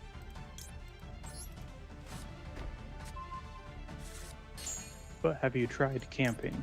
I have not tried camping, no. I heard it was great. Is it great? Neither have I. Have you not You tried wake camping? up, you wake up with the sun, and you're already hot and sweaty. It sounds like a great time. No, I have never gone camping. You know, like, hey, I was born in a tropical country, man. It's one of those things where it's like, yeah, you know, like this is fine. You know, like living in huts is fine, until weather happens, you know, and I'm like, I don't. Ooh. Oh, Necro Valley. Yeah, so everything Yeah. just kind of doesn't do anything, right? Yeah. All right, Yeah. cool. Great. Well, that's fine. It We're, gets negated. we're just gonna do this thing. Oh, don't do that. Yeah, we're Don't just do gonna that. we're gonna call spell cards. Please don't do that. There we go. And then Have nothing.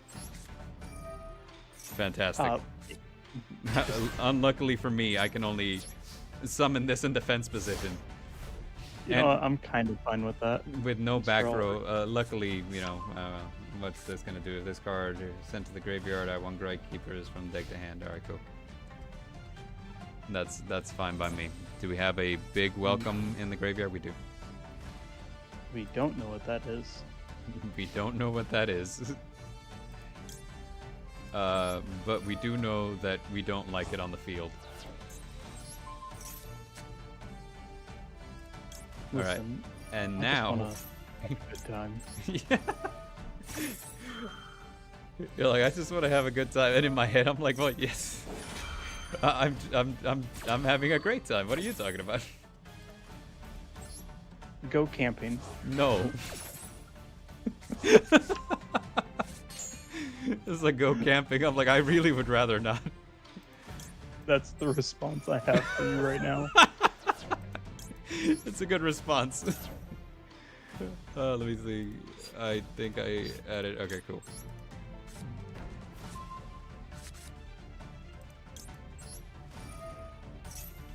No. Add to hand. The upside is Hmm.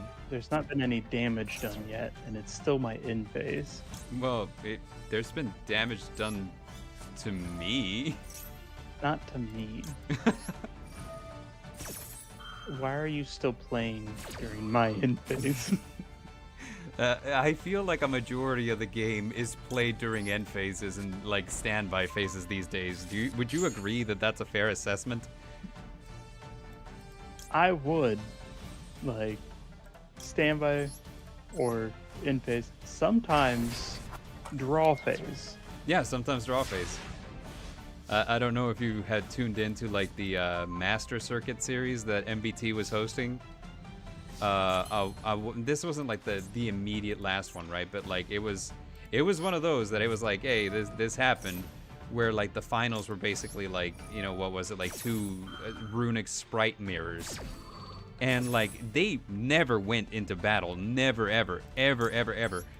But it was kind of like this thing where like during their draw phases, they would do all of their plays, and it became kind of like this thing where like everybody was just kind of pointing out, I was like, we haven't even left draw, man, we're still in draw. And ever since then, I've just come to appreciate this game for how it do.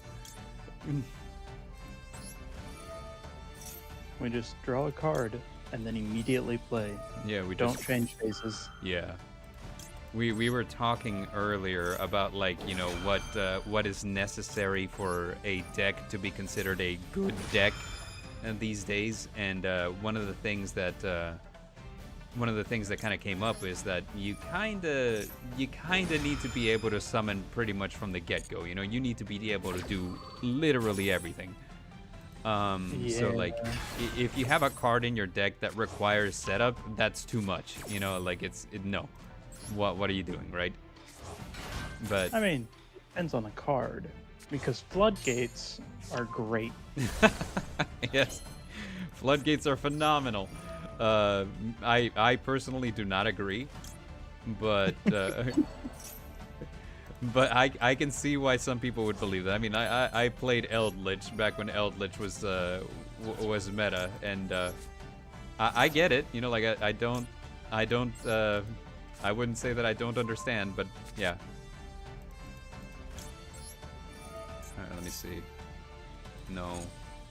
Add to hand, yes. Let me think. I could do this. Do you need to think? You don't have much that you... I don't need to do a lot, no. I don't have anything. I know, but like I wanna go for game, and I don't think that I have enough damage yet. I hope you don't. That would be really funny if I don't. After all this, like, it's still not enough damage to close. But, you know, there we go. It should be enough damage now. I'm pretty convinced that this is good.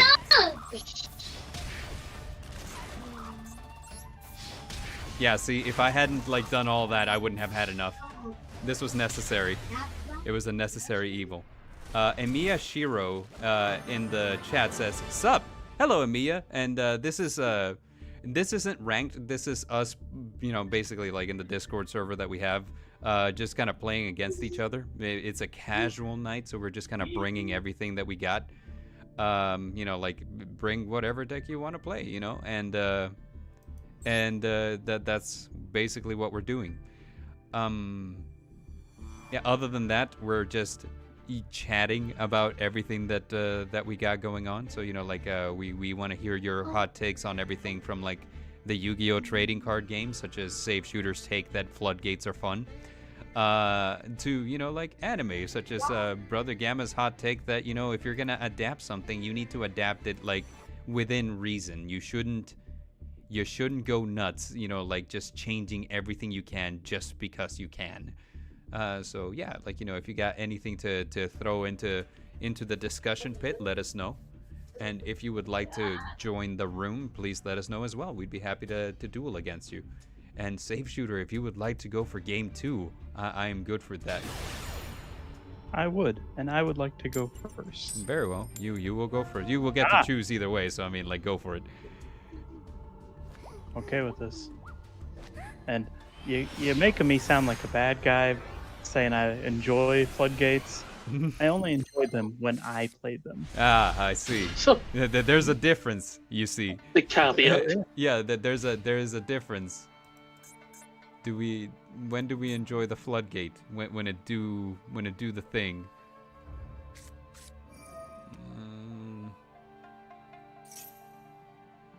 When it do the thing.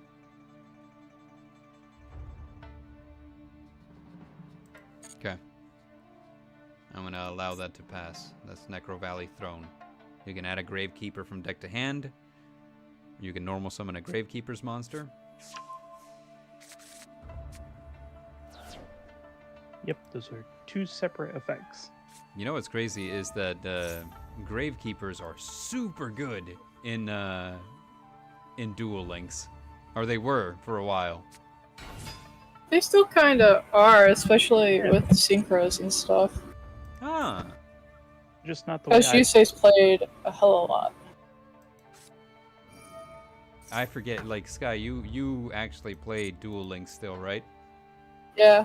Out of curiosity, what is good in Duel Links right now? Do you have like something that is The last, because I haven't played ranked much, but from what I understand, when Crusadia dropped, which I think came in the last box, which I think has been out for maybe 2-3 weeks now, that was super, super good. And then we got something before that. I don't remember what it's called. You see it in Mech Knights occasionally, but I can't remember what it is right now. Yeah.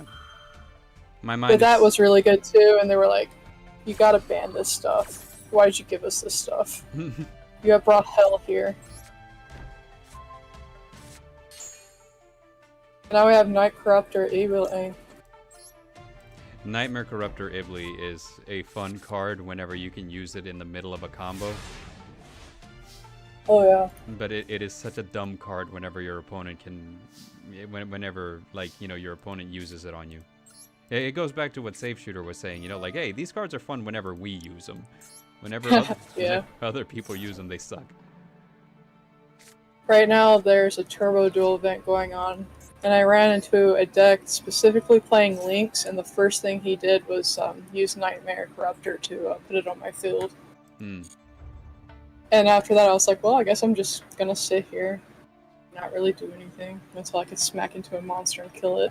Yeah.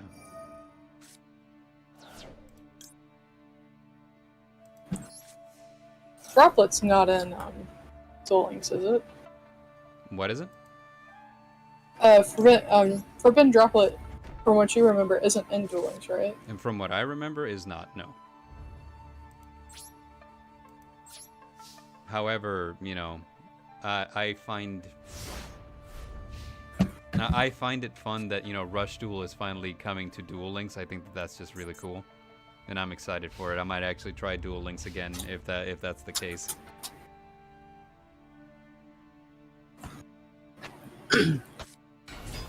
You gotta buy all the cards from scratch. You know, it's easier to start something from scratch than it is. Hold on. GG, Rose. Yeah, I see what's happening now. Okay. I was wondering why I couldn't activate my cards. I thought it was something I did, but no, it's something you did.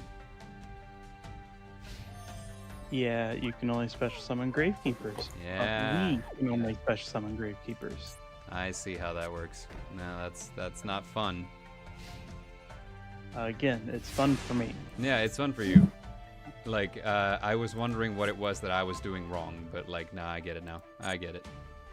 All right, cool. All right, let's do something here.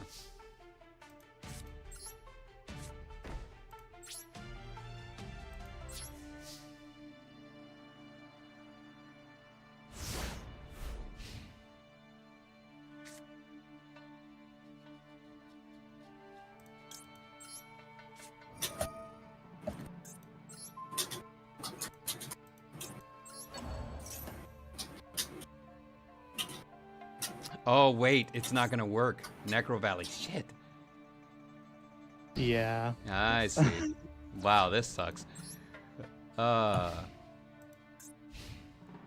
this is gonna be a GG for me, dog. Unless I, you know, like, can get really, really lucky and do something really stupid. Which, funny enough, I might have had an out to this, like, early on, but I got overconfident and I just went ahead and played everything. Well, no, it wouldn't have been an out, to be honest.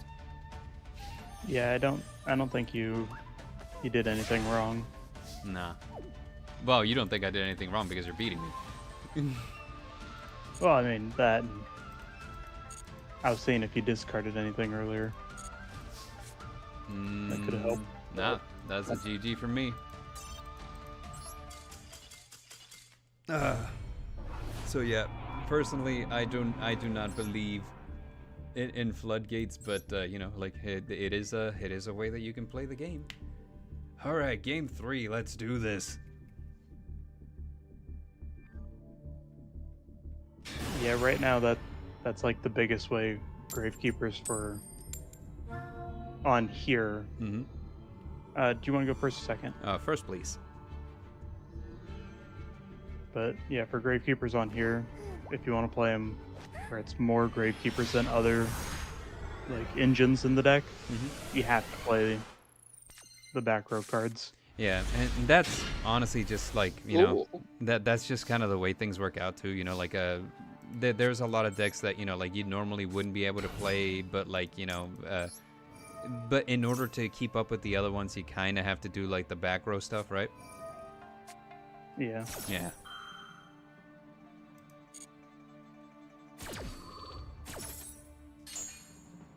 We're good. All right, cool. We're gonna grab this.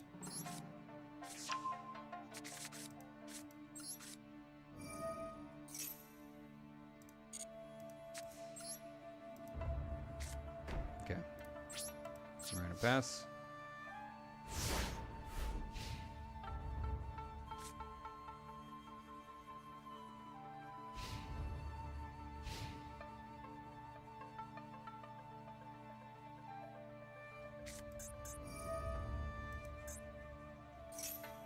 Okay.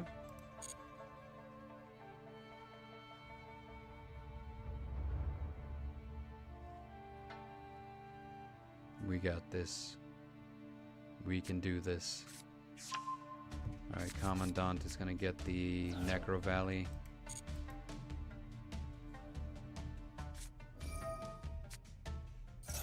I have the intro to DuckTales stuck in my head.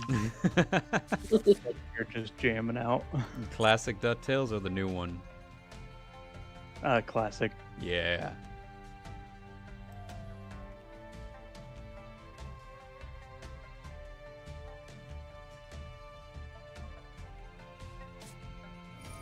Yeah, that's a thing you can do. Yep.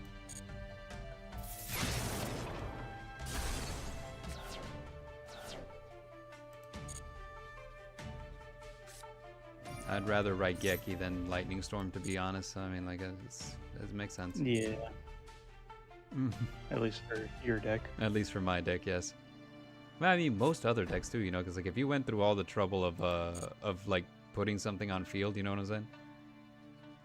Yeah. Yeah. Like I hate, like I feel like so for example, if I was playing Tri Brigade, I feel like I would be fine if hold on just a second. It's before the end of the main phase. Yeah, we're still good. End phase. Like, I feel like it would be fine if I get, like, Raigeki activated on me, right? However, I don't feel like I would be as fine if, like, I don't know, my opponent, like, shoot, activated, like, a Harpy's Feather Duster because I have my Tri-Brigade Revolt in the back row. And that's just, yeah, I don't want to have to deal with all that. Now we have to choose what's in our graveyard. We have the Ariana, so presently not an issue. Or is it? Yeah, we can still do this. It's presently not an issue. That doesn't mean that it won't be. Necro Valley is one of those cards that can be like really frustrating if you let it stick around long enough. That is true. Yeah. At one point, it didn't really do anything, though. Because cards could move themselves. And then they changed it. Yeah. Oh, what is this? Well, a Grave Creeper's monster and Necro Valley are both on the field. Opponents you control lose.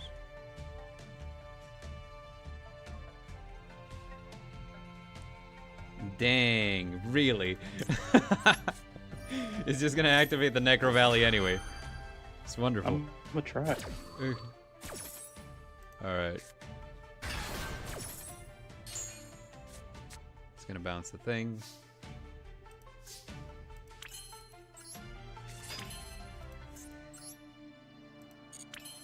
What do we have in your graveyard?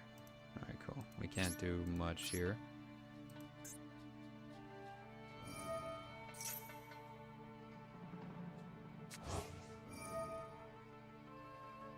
No, don't continue the main phase. That hurts. Yeah, it hurts for now. I don't figure that it's gonna hurt you for long, especially if you can continue to get that Necro Valley out there. Presently, it's not gonna hurt me. I have one card in the graveyard that, if I get it back, it'd be great. But if I don't get it back, it's not gonna hurt me too bad. However, I don't know. Like, underestimating Gravekeepers is a problem. Yeah. Yeah, they do a lot. Alright, we're gonna... But they get outpaced so fast. Yeah, they do. I mean, like, and that goes back to, like, what we were saying earlier, you know, like, that a lot of cards just kind of... Oh, is this one of the ones that does the popping? No. Oh, it's special summons. Okay, cool.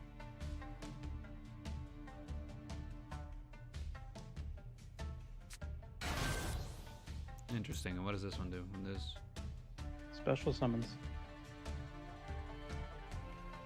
Okay, cool. Main phase 2. You don't want to attack it? No, I do not. However, you may take this lava golem. I will take a lava golem at this point. Have fun with that lava golem. Well, it just dawned on me that if you special summon a Gravekeeper, then I'm in trouble. Yeah, okay. That's a big whoopsie for me, dog.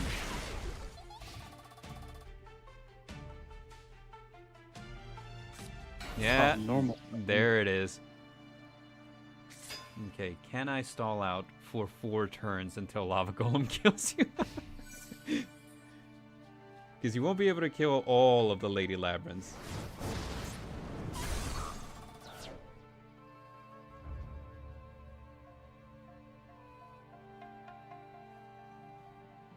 Yeah, and I need my dude face up to make yours weaker, so sad days. Yeah, this isn't gonna be. All right. Interesting. Okay, let's just go ahead and roll with this one. Pot of Extravagance. Do we get ashed? Yeah, You do. we get ashed, but now at least we know that that's no longer an issue. Okay. This is fine. We go battle.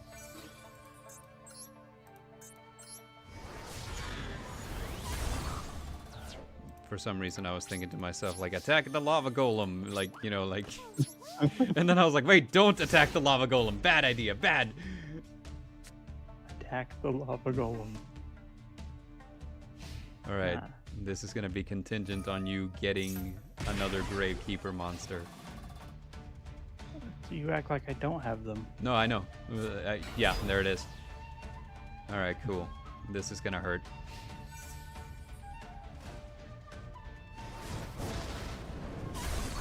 Oh, that Not sucks. as much as I want to.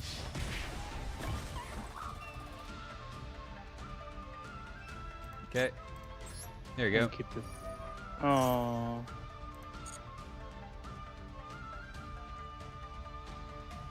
It was evenly matched. Evenly matched is what I had faced. I really don't want to get. You get to keep 2. I know. I got rid of your lava golem.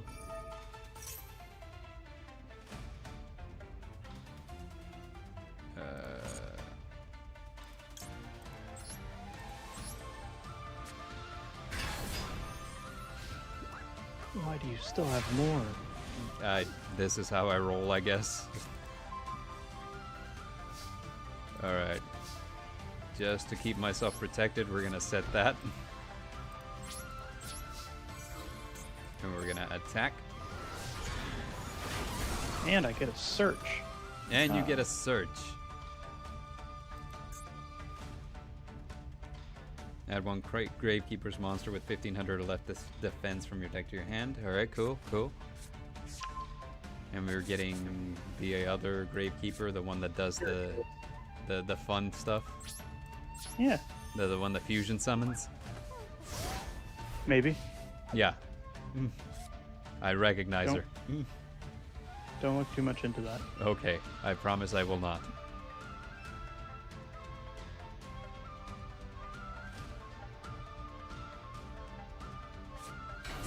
There she is.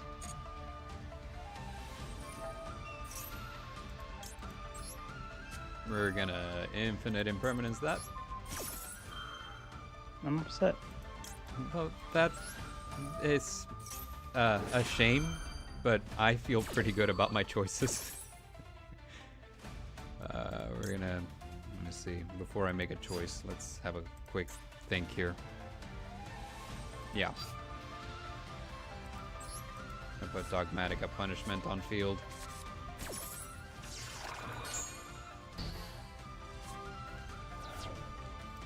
This... yeah, Labyrinth won't do anything. I was like, I can special summon the other lady. Oh, wait, Necro Valley. This is what I feel like all the time. It's like, you know, like, oh, right, remember the thing that's active. There's Necro Valley Throne.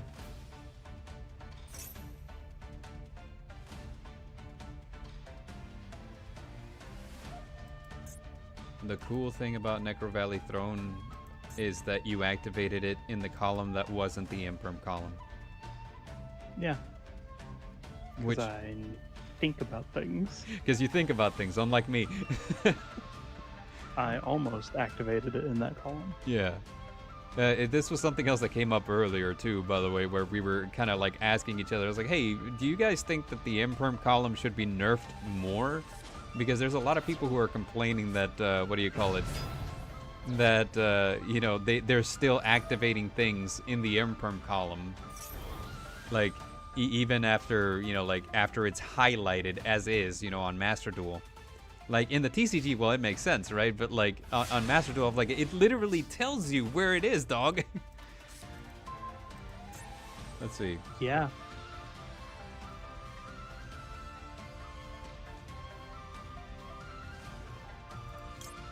So this should still work, if I'm not mistaken. I don't want it to.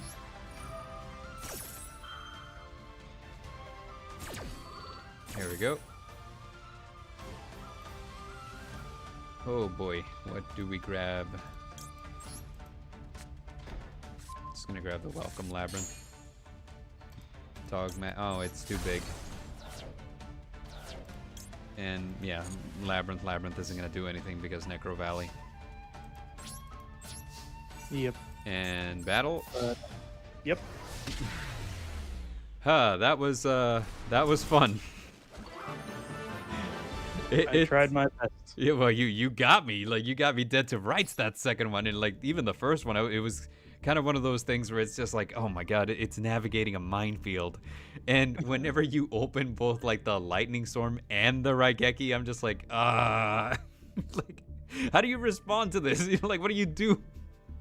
You negate them. Well, sure, that would be great. Labyrinth doesn't really have much stuff that negates. It did before, like before we got all the new support, because before I was playing the furniture one, I would play like with a set of Solemn Judgment and stuff like that, right? And what's the other one? Like Lord of the Heavenly Prison, which are nice cards to have. It's just like it works a lot better like as a mid-range deck whenever you have like the furniture stuff, right? Yeah. But yeah. Out of curiosity, like, what do you guys feel about, like, field spells in general? Do you feel like field spells are entirely too powerful? This is a good question that I saw the other day where people were like, field spells are too strong. And I'm like, yeah, some of them. You were some of them. Yeah. Like, there are field spells, I'm not going to lie, that will just derail your entire strategy. It's a lucky thing that Dare is no longer hanging out in the chat because Mystic Mine. It's just... Mystic Mine is fine. No, it is not. Just saying all his trigger words.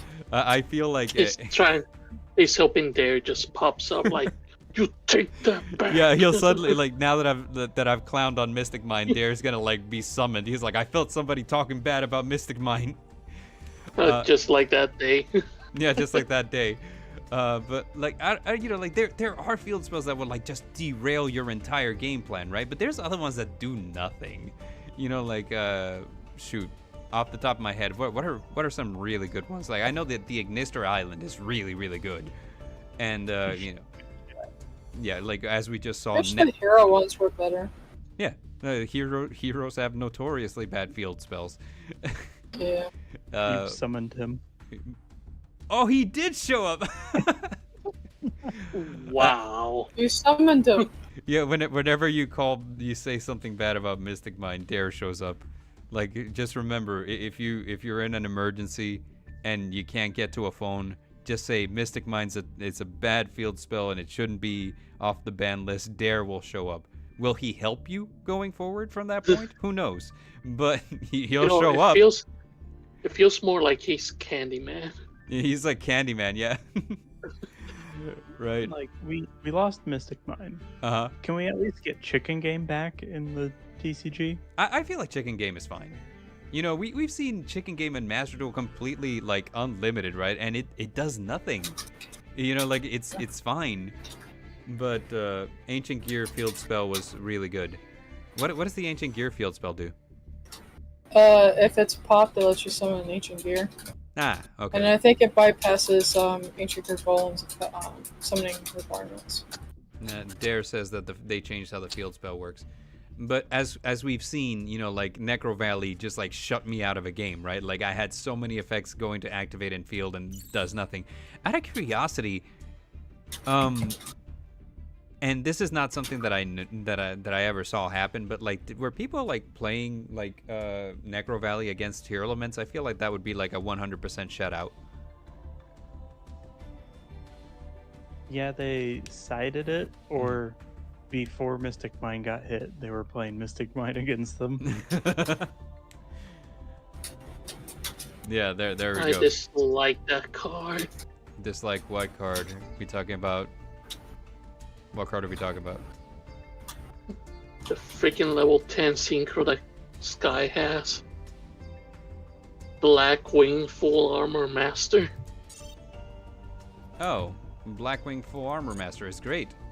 Like, have you figured out a way to get rid of it? Because it's not easy. Besides a kaiju, Yeah, like a kaiju would work. I just tried to get rid of it, and then she just went like, nope. Yeah, I was running like a Blackwing deck recently that, or well, not recently, but like back in the day that like would attempt to end on like Full Armor Master and Ultimate Falcon. That was fun. Dare is just going hard in the chat. I know, he's telling us about like his ancient gears. I'll go. Oh, first. you're talking about the chat on the live. Yeah, I'm like, on the I'm live. looking Yeah. at the actual live. I'm looking at the actual chat over here. I'm like, oh, he's not. Join us there. Join us. Dare. Join us. Be one of us. One of us. One of us. One of us. Tell us why Mystic Mine is the best card there is. Yeah, we're willing to listen to why Mystic Mine is the best card. I disagree, but we're willing to listen. What is this? Miracle Rupture. This is an earth thing. It's a rock thing. It's a rock thing. It's a fossil thing.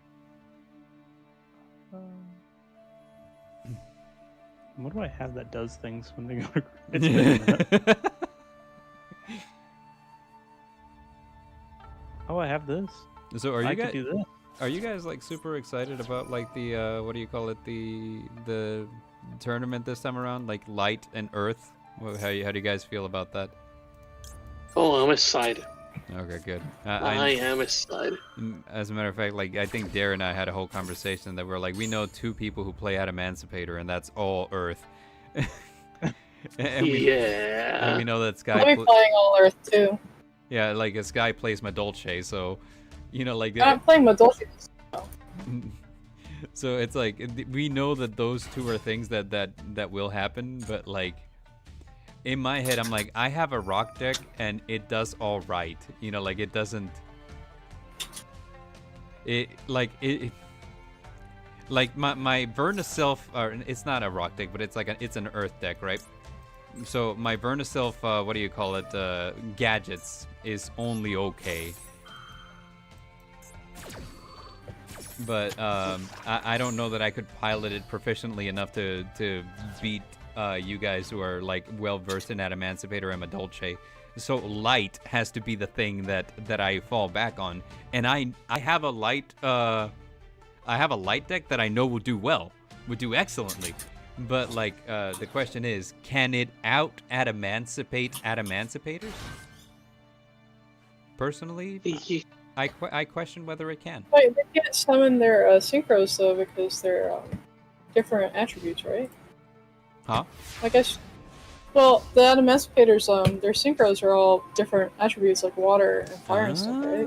So they can't be played. You're very right. You're very right about that.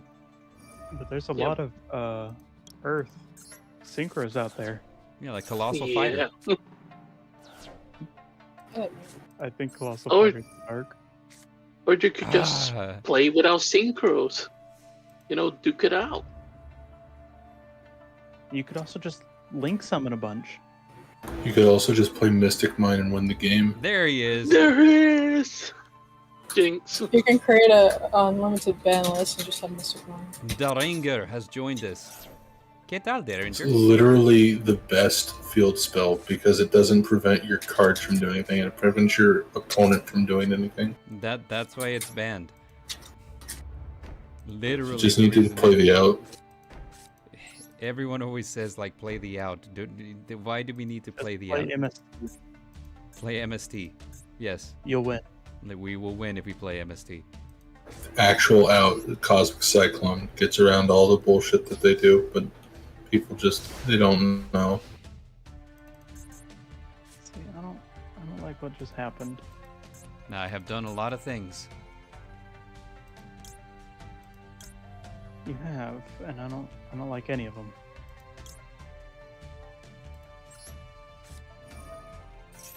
I gotta watch out for Gigantes, because I know how Gigantes works, and I hate the thought that it's even there. He's fine. he literally is not.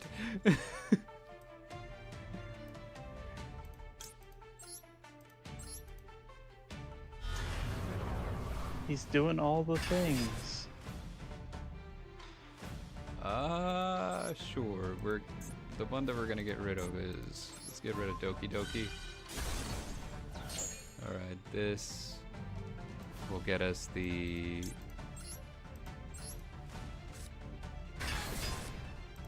and bounce it back, which will allow us to do the thing.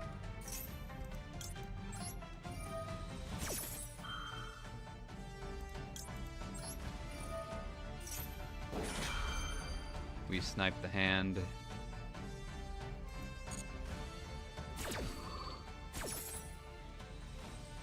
Yes.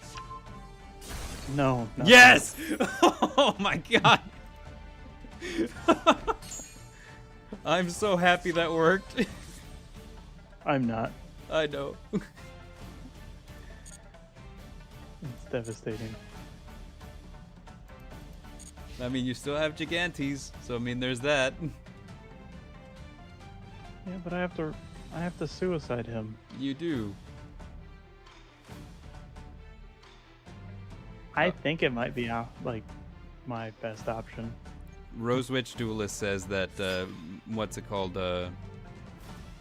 That field spells are not strong, but they are. That by and large they are underpowered.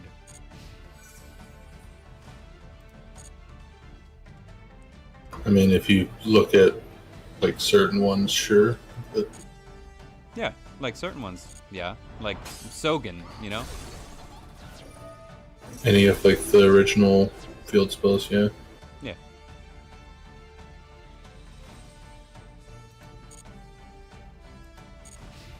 Main phase 2. We're going. Monster Reborn. What are we reborn in here? Gigantes. Damn it.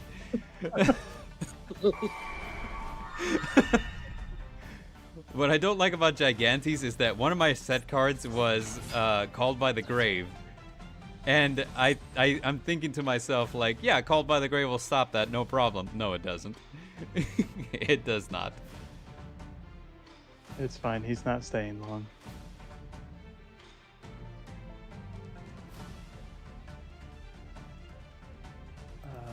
Here. Oh, Gallant Granite.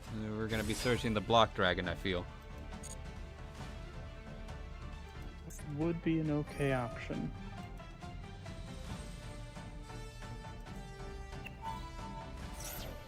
Okay, Gigantes goes away. We can punch over Rock Dragon, right? Not if he's in defense. What's his defense? 3,000. 3,000. Okay. Oh no, I don't even want him. We can't punch over Block Dragon. This is what we're doing. Researcher, okay. We can get Block Dragon back. Yeah, we. That didn't do anything. Block Dragon would be. Name one thing that Block Dragon did that was bad. I'll wait. Well, I don't know that I can name it, but I can pull up like YouTube libraries of all these replays where Block Dragon is a problem. So I mean, like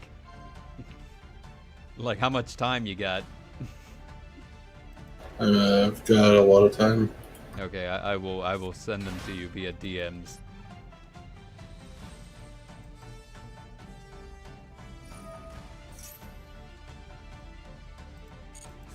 Yep, there we go. Ah. Cleared the back row and he's still going.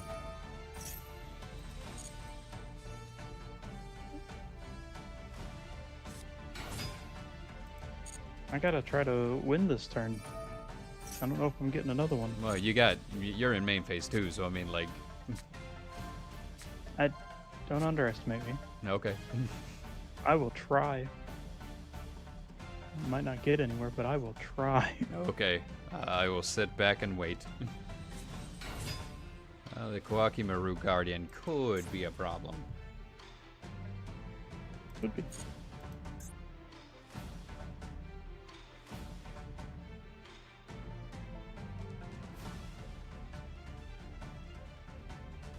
Oh, okay, so that's just a monster effect. Okay, cool. I, by and large, tried not to use monster effects in this. Raptite does what?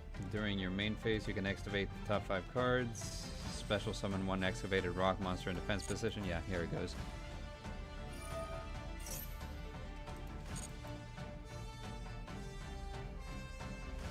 Oh, that would have been a mistake. That is a lot of rock monsters. That is. Situation's starting to look a little rocky for me.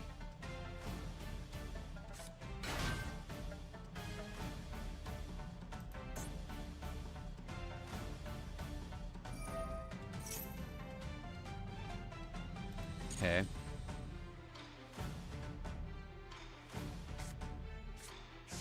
I'll tell you what, a maxi would have been nice right about now. Probably would have. Yeah. I was gonna try to like do the Maxi challenge, but I ran out of steam. Nice.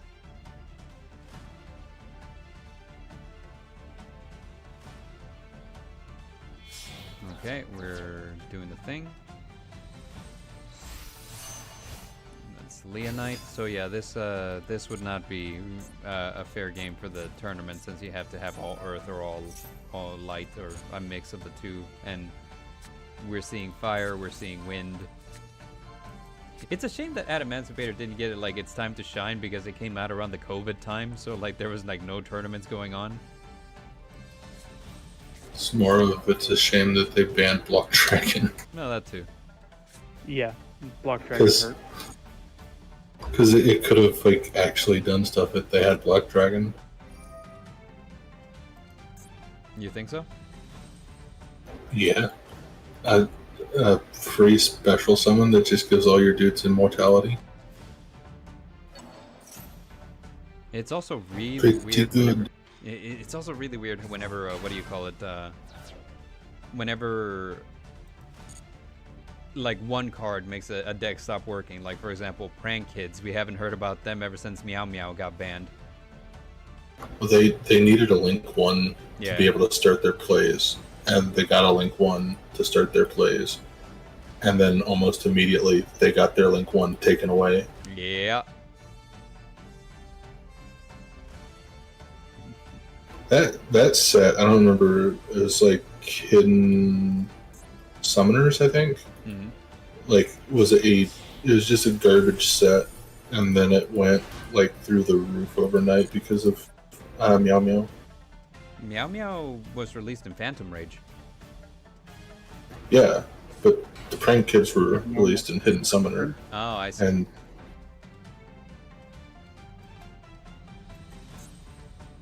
Meow Meow is fun. I like Meow Meow.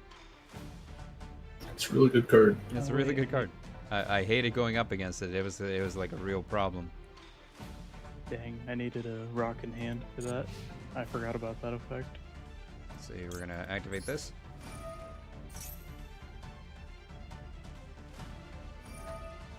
Losing him anyway. Nope. I baited you.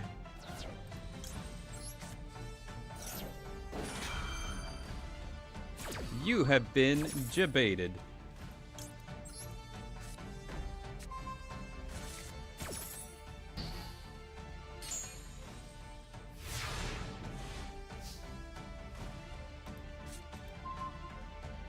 Well, this is unfortunate.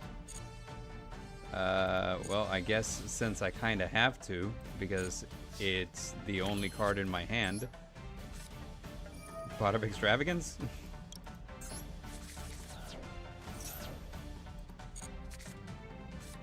Alright, neat.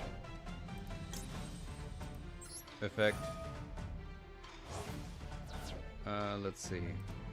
24, 22, 23, yeah, so. Okay.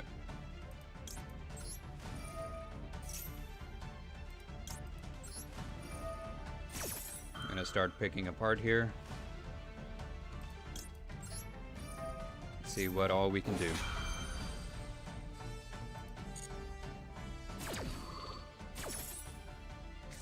Chandragler back to hand. Lady pops a Well, I thing. just stopped in to say hi. I'm gonna leave now. I got other things I gotta go do. Bye. Bye, Dare. Later. We miss you. You got it? Alright, we're gonna do this. Wait, hold on. This can do the thing? Monster effect is activated. Your opponent estimate and then target. Wow. Okay. That's a thing. Oh, you're choosing the other one. Interesting. Yeah.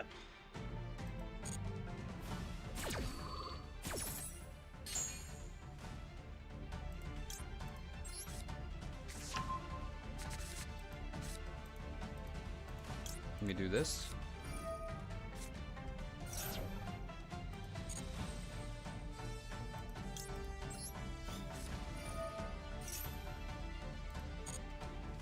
I thought that was the other big Yeah, you Big thought. movie. Yeah. that one. I thought it was that one. I just read its full effect. I was like, oh no, that's not right. Yeah. I have that happen to me all the time, dude. Like all the time.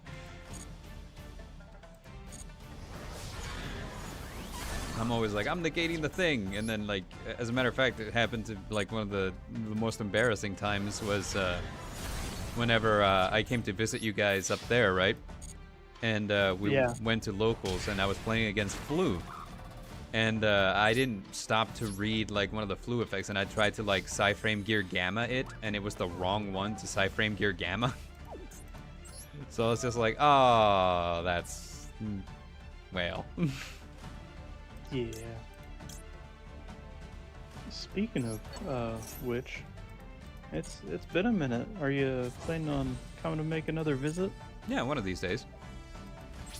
I was kind of like considering it, like, you know, we got like I was gonna try to take a train next time.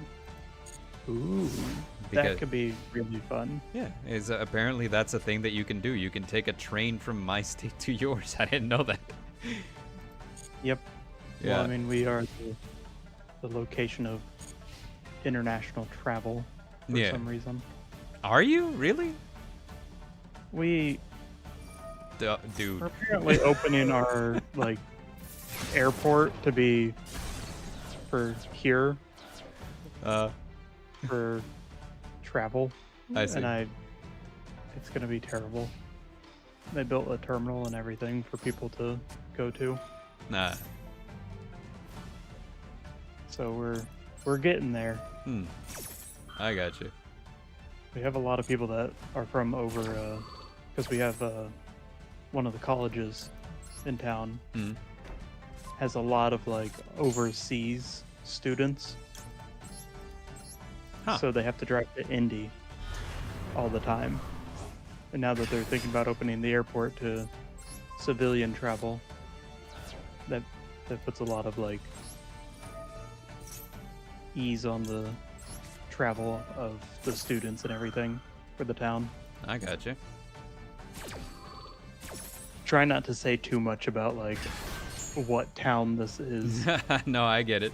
I forgot the internet is a thing. Yeah, the internet is a thing, so you know, like you want to keep your personal details as obscure as possible. Yes. Like everyone knows I'm from Texas, so I mean, like that's a thing.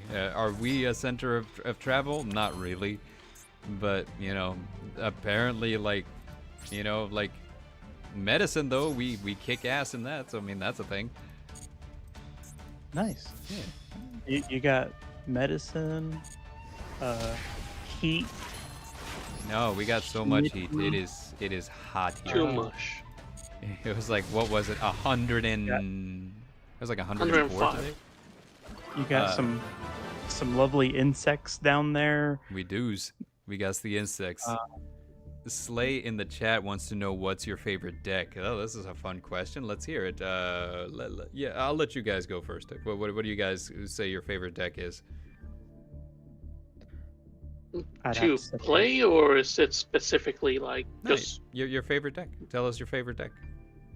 Like the deck that, you know, like if tomorrow you were sucked into Yu-Gi-Oh world, you know, well, what's the deck you're playing? What's your deck? Gravekeepers. Gravekeepers. We got Hero, we got Gravekeepers, okay? Well, what you got, Brother Gamma? I guess on Chain? Unchained? Oh, that's an interesting one. Not one that I would have pegged you as. I see Rose Witch in the Discord is typing out an answer. I knew that Sky was gonna be Heroes. I mean, that's Sky. You know, like. Okay, Rose Witch says guess Bard. Well, Rose Witch, I would say Rose Dragons. That would be my guess. So No, Mech Knights. Mech Knights. Like Rose Witch, guess Bard. Rose Dragons? No, Mech Knights. Lords? Uh, It's like mech lords? So we have so Unchained for Brother Gamma, which is cool. I really like Unchained. I don't know how they're doing with their new support. You know, if any of you guys have. From what I heard, it's pretty good. Okay, great. Are they able to function as a by themselves deck these days, or? I gotta look into that though. Okay. But that support really helps them. So Unchained for Brother Gamma, we said Gravekeepers for Safe Shooter, which is. We see how well you done with Gravekeepers. You gave me a run for my money. This guy said Hero. Rose Witch is Rose Dragons, and can you guys guess what my deck would be? Out of curiosity. Sky Striker. Yes, Sky Striker is correct. No, very clearly I would be playing Tri Brigade. That is my deck. Like, But you keep saying Ray is Bay or something like that. I say that as a joke, you know, like because ever since the whole debacle from like the OCG manga, like dropping it, it's kind of cringe, you know, it's a cringe thing to say. Rose Witch Duelist guessed Flowanderies, and that is kind of a thing that I've noticed about myself, is that I play a lot of winged beast decks. You know, like whenever I came back into the game via Duel Links, Harpies was my deck. And you know, like after that, you know, like I kind of like went straight into like Tri-Brigade Lyrilusk, and then after that I experimented with Lyrilusk as a solo thing, which it's another one of those things, like Safe Shooter says, that sometimes you need to like add some cards that are unfair in order to make it work. In the present state of the game, you know, you need to add like something like, I don't know, like Harpy's Featherstorm, you know. What else? I play Flowanderies, you know, like, shoot. I was considering building Samorg up until the Link 3 got banned, and then I was like, oh yeah, this is not gonna work.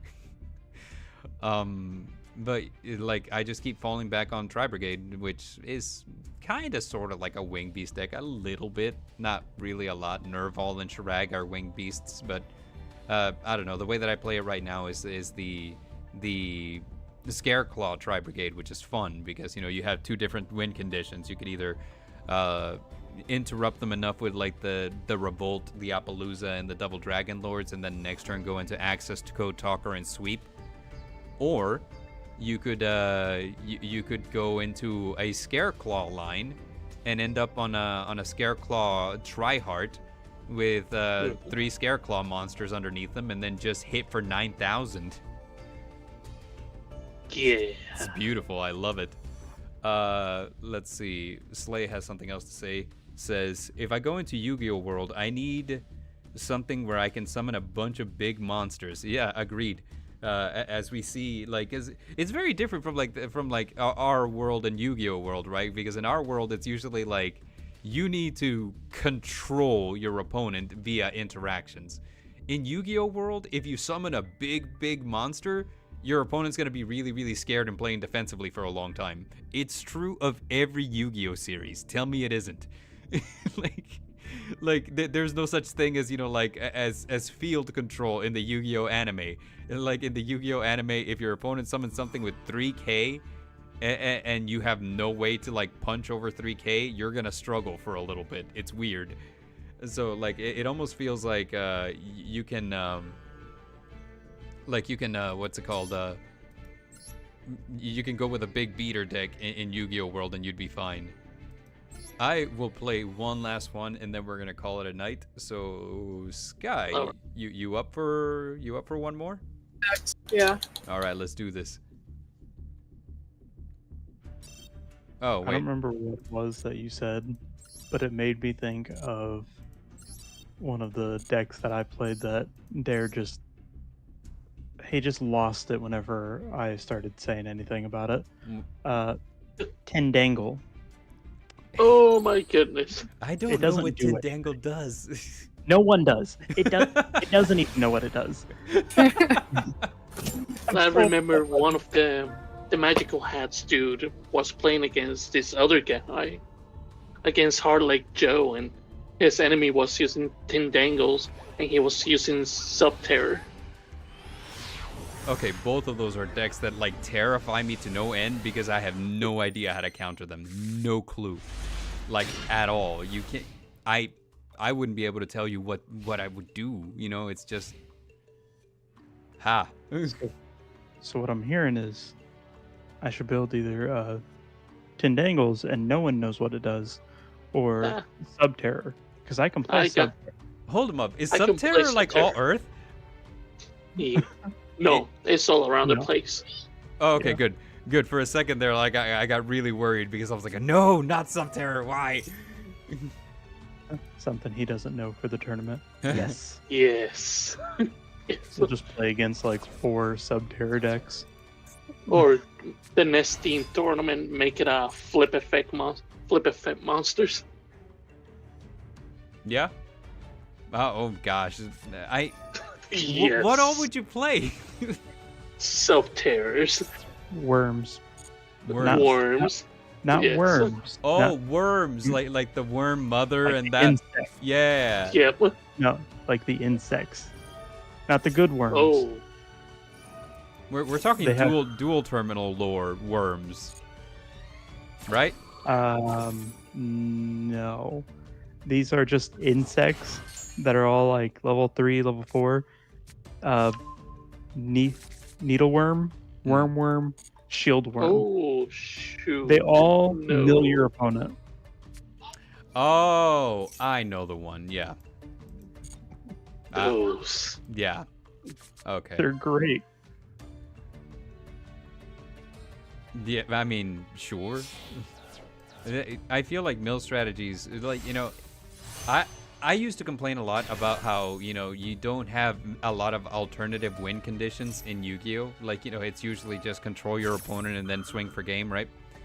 And then they introduced Runic, and I was like, oh, I regret ever saying that. But, like, you like, other mill strategies would be cool, I guess. I don't know. Like... worms in particular, like, because they can mill a lot. Luckily, there isn't like a card that that does for worms or for like milling the same way that like Dark Room of Nightmare does for burn. Like, cause that would just be too much. Like, hey, every time that your opponent mills by one of your effects, they mill an additional whatever.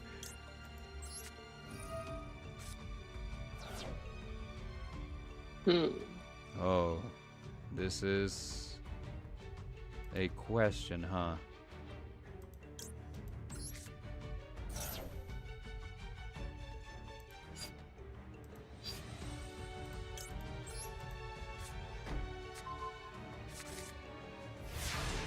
What does the Excel Synchro Stardust does? If it you can special summon, blah blah blah, tribute this card, special summon one Stardust Dragon from your extra deck. Synchro summon using... Oh, so it allows you to synchro summon twice. how interesting. No wonder that card. Which is amazing when you have a librarian on the field. And there he goes. Or she's playing Duel Links right now. They take forever.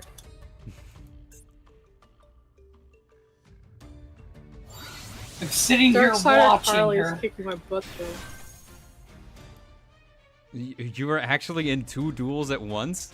Good lord. Yes. But it's like a Wow. turbo duel, and I'm about to get OTK, so it doesn't matter. Ah, I should put that in defense mode. shooting Majestic is... I do this quite a lot, actually. She doesn't have a problem at all. Yeah, I don't have a Yu-Gi-Oh problem. I totally didn't talk to my mom for like an hour while doing platinum duels. Wow. I mean, it's fine. You know, like, what was I gonna say is like, that is a thing that I've done in the past where I've been on live streams. You know, like, and people are like, oh yeah, you know, like, this is a live stream that we're having. And, I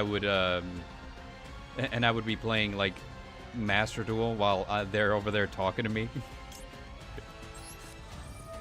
So, that was fun.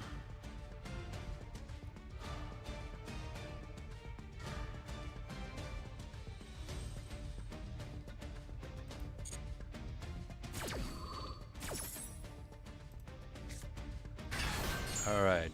Black Wings have to be so expensive. Black Wings are expensive. Like, I'm still building Black Wings, and I was looking at the URs for it, and I think that you can run all of them at 3. But it's like, they're all split between 2 boxes, and you only get 1 per box. Well, each reset.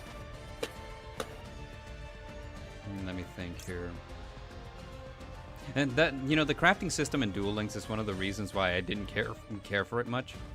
I feel like Master Duel is a lot more forgiving. Like, a lot more forgiving. Easily. Yeah.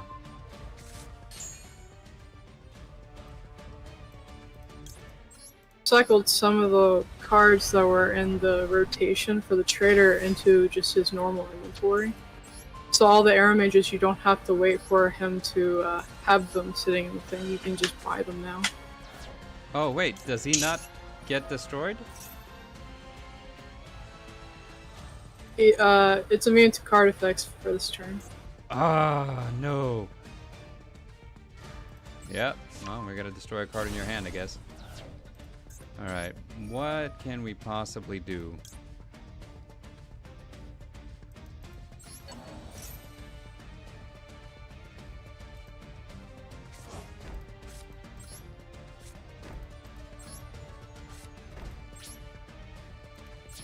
Immune to card effects for this turn.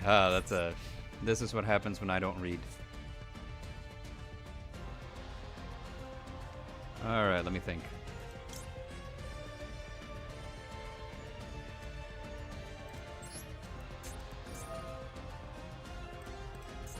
Surprisingly, I do have something big enough for that.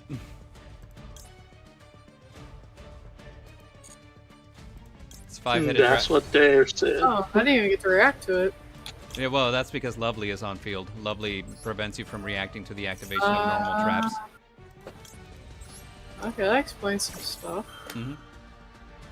Yeah, Lovely is fun whenever you already have control of the field, but otherwise you want Lady on field because Lady will not permit.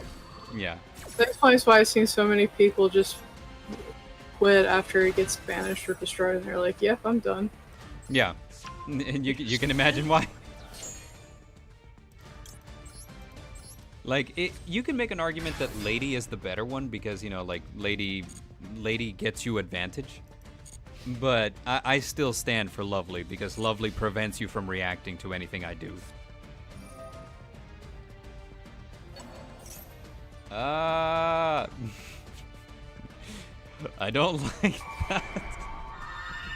Sky, why? I went through the trouble of getting rid of it. I drew Monster Reborn this turn too. Oh lord. That's gonna draw you a card. Okay, here's what we're gonna do. We're just gonna say, you know, no. What can I give you that's not gonna be a problem? Take this. And we're just gonna...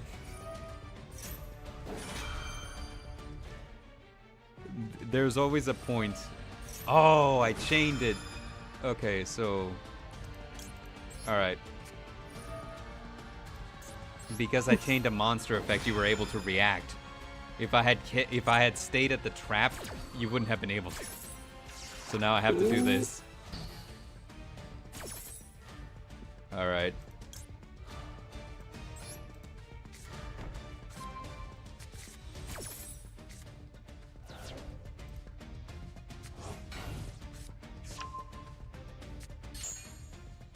But you still get to draw a card.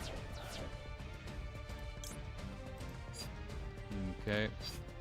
We're good. I think.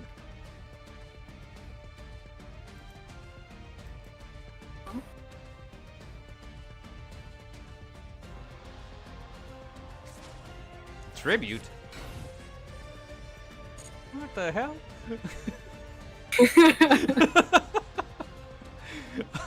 I so don't know what's going on anymore. Alright, let's do this. I guess give me this. Return this. Field spell allows me to pop. Oh, it's a not ice dragon, okay. Yes, we activate this. Which allows us to activate that. We tribute lovely. We choose spells.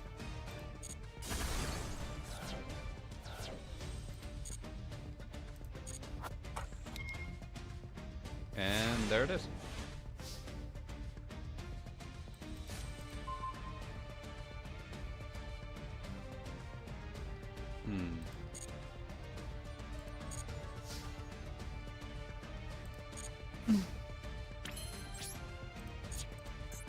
Alright, we go into battle, I guess. I did not allow myself to be properly prepared for this turn.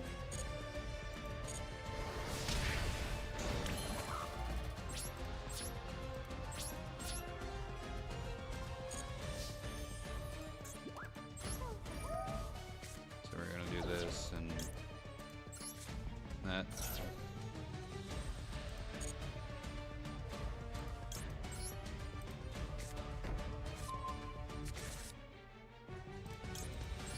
And then Ku-Klok adds itself back to my hand.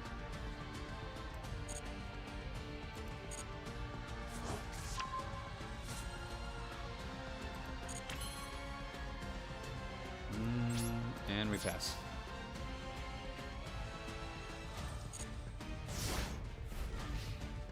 Ku-Klok is one of those cards that like will really mess you up because if it's a lot like Ash Blossom where it allows you to like do something stupid and you're like, hey, would you like to summon your Ku-Klok to the field where it has no effect?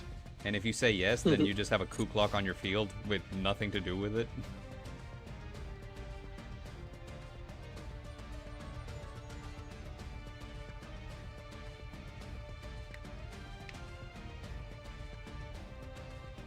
It's just material for Link monster. Yeah, I mean, you could use it as material for Link monsters and stuff. Yeah, you're right about that. Usually use this effect when I was playing it for the event to trigger the trap cards on the first turn. Yeah. Which, it's beautiful that, you know, Eradicator Epidemic Virus hasn't been hit yet, because I keep expecting that any day now. I'm 100% convinced that they will. I want the trap that stops fusions or extra deck summons to be banned. Dimension Barrier. Yeah. Yeah. Dimension Barrier is fun. I mean, like, honestly, like, I can see why you would want that. I don't believe that it's going to be a thing that they do, and the reason why is because, actually, no, they might. You're right, they might. For a second there, I was like, nah, I don't think they'll do it. But no, you're right. I wouldn't mind if it was limited to one or something, because every time I play against Labyrinth, they always recycle it. Yeah. And they always trigger it on hero spells because you can react to a spell. And I don't run any of the branded cards. Branded is kind of one of the reasons why I'm like, you kind of want it to stay unbanned, but I understand why you would not want it to be unbanned. They haven't touched it yet in the TCG, which is kind of like one of those things where it's like, okay, if they haven't done anything about it yet, they're not going to do anything about it. It's unlikely. But yeah, you know. Eradicator Epidemic Virus, on the other hand, has made a really bad show of the past couple of events, in that people playing Labyrinth will find a way to like activate Eradicator Epidemic Virus on the first turn and then just screw their opponent out of their entire hand. You know, as a matter of fact, it was one of the events recently where that's exactly what happened, where the person just activated Eradicator Epidemic Virus twice just to completely destroy their opponent. So like it was kind of one of those things where it's like both of the games were decided because of Eradicator Epidemic Virus, and it was just a mess. So ever since then, people have been like, oh, well, it needs to be banned, and understandable. But like, if that's the case, then you need to do something about branded expulsion. Because I'm so tired of getting a gimmick puppet that says I can't summon anything except gimmick puppets.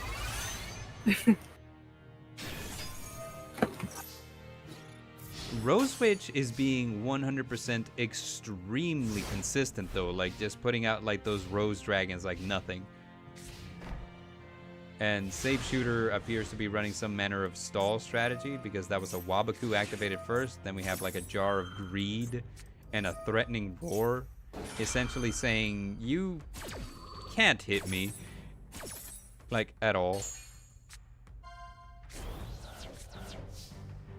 Can't enter your battle phase, so we just pass.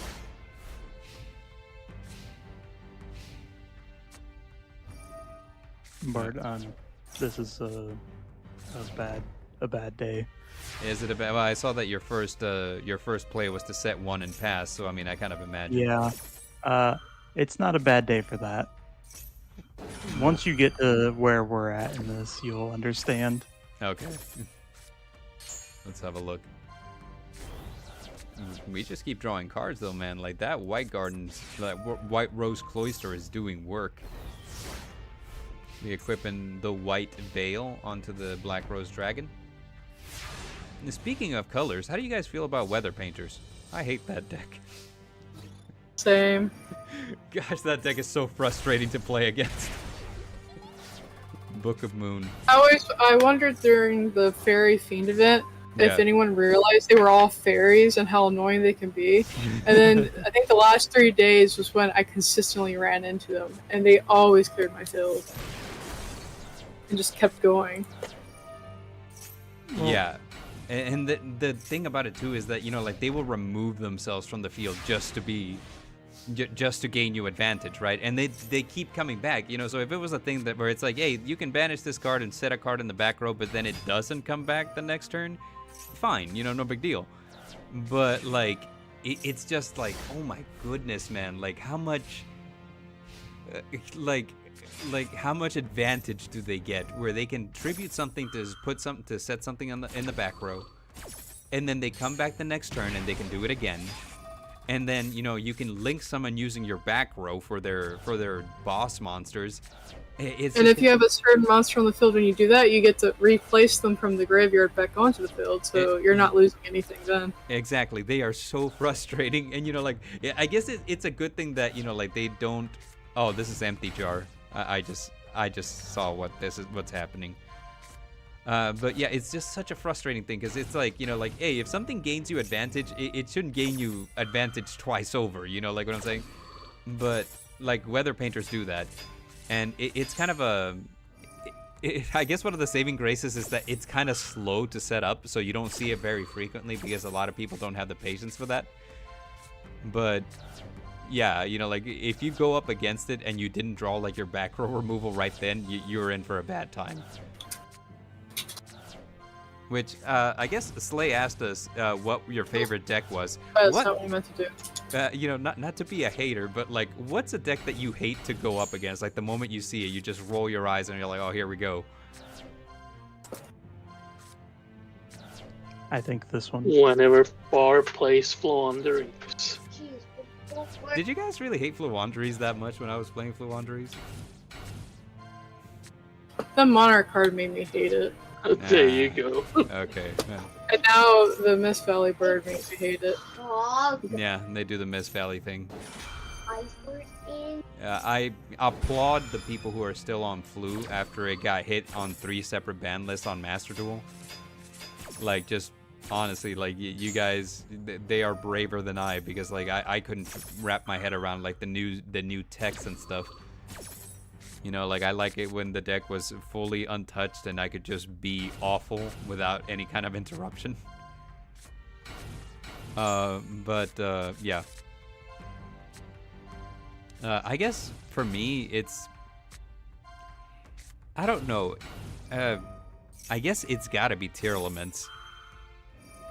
Like, it is just so hard to counter once it gets going, and you know, like even when it doesn't get going, and the fact that, you know, it can do stuff during your turn, and like basically everything is chainable, and what's it called, like a lot of the times you would think, well, remove the problem from the field, but if you remove them, they have additional effects that they can do, and it can tech in some really frustrating interactions. You know, like for example, the Ishizu cards work really well with them. So it's just got a lot of options, and it does a lot, and you know, just the amount of stuff it can do practically unhindered is too much in my opinion. But I don't know. People enjoyed it. I wasn't one of those people, so I don't know. Rosewitch, I am sorry. This was meant for Bard, and I forgot to change my deck. I'm pretty sure you played this against me before. But out of curiosity, are you going to be able to mill, what do you call it? Are you going to be able to mill 60 cards? Because Rosewitch runs a 60 card deck. They're still at 44 cards, and you're down to 4. Or are you just going to be infinitely able to replace this? It's infinite. Okay. And I just slowly burn them. Oh, it's also doing burn. I wasn't paying attention. I was looking at the milling and I didn't think about the burn. I was like, you seem to be milling rather slowly. I don't think that you're going to get very far in this. But no, the burn. The burn is what's killing. I see now.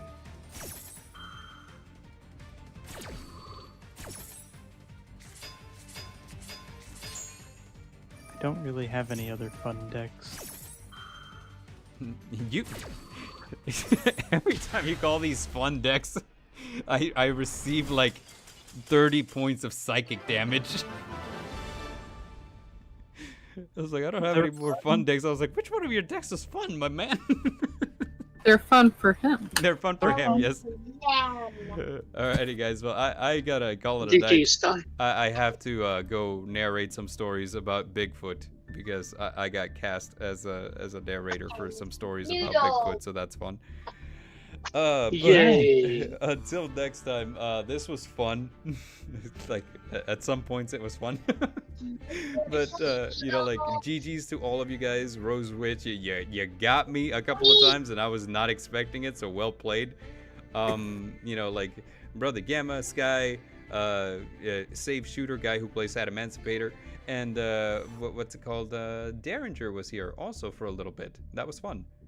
You know, like we miss Derringer. We want more of Derringer, right? Always. Okay. For a second there, I was gonna be like, well, let's not all sound off at once. It's okay.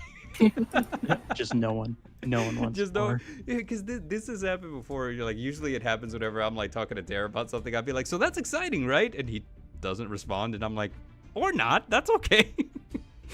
So, you know, like, yeah, well, GG's guys, well played. I cannot wait to see what you guys bring to the tournament at the end of the month. I'm afraid that I'm gonna see nothing but Madolche and some kind of like rock synchro spam. But you know, it's what the wheel decided. So hope you guys enjoy going up against my light deck.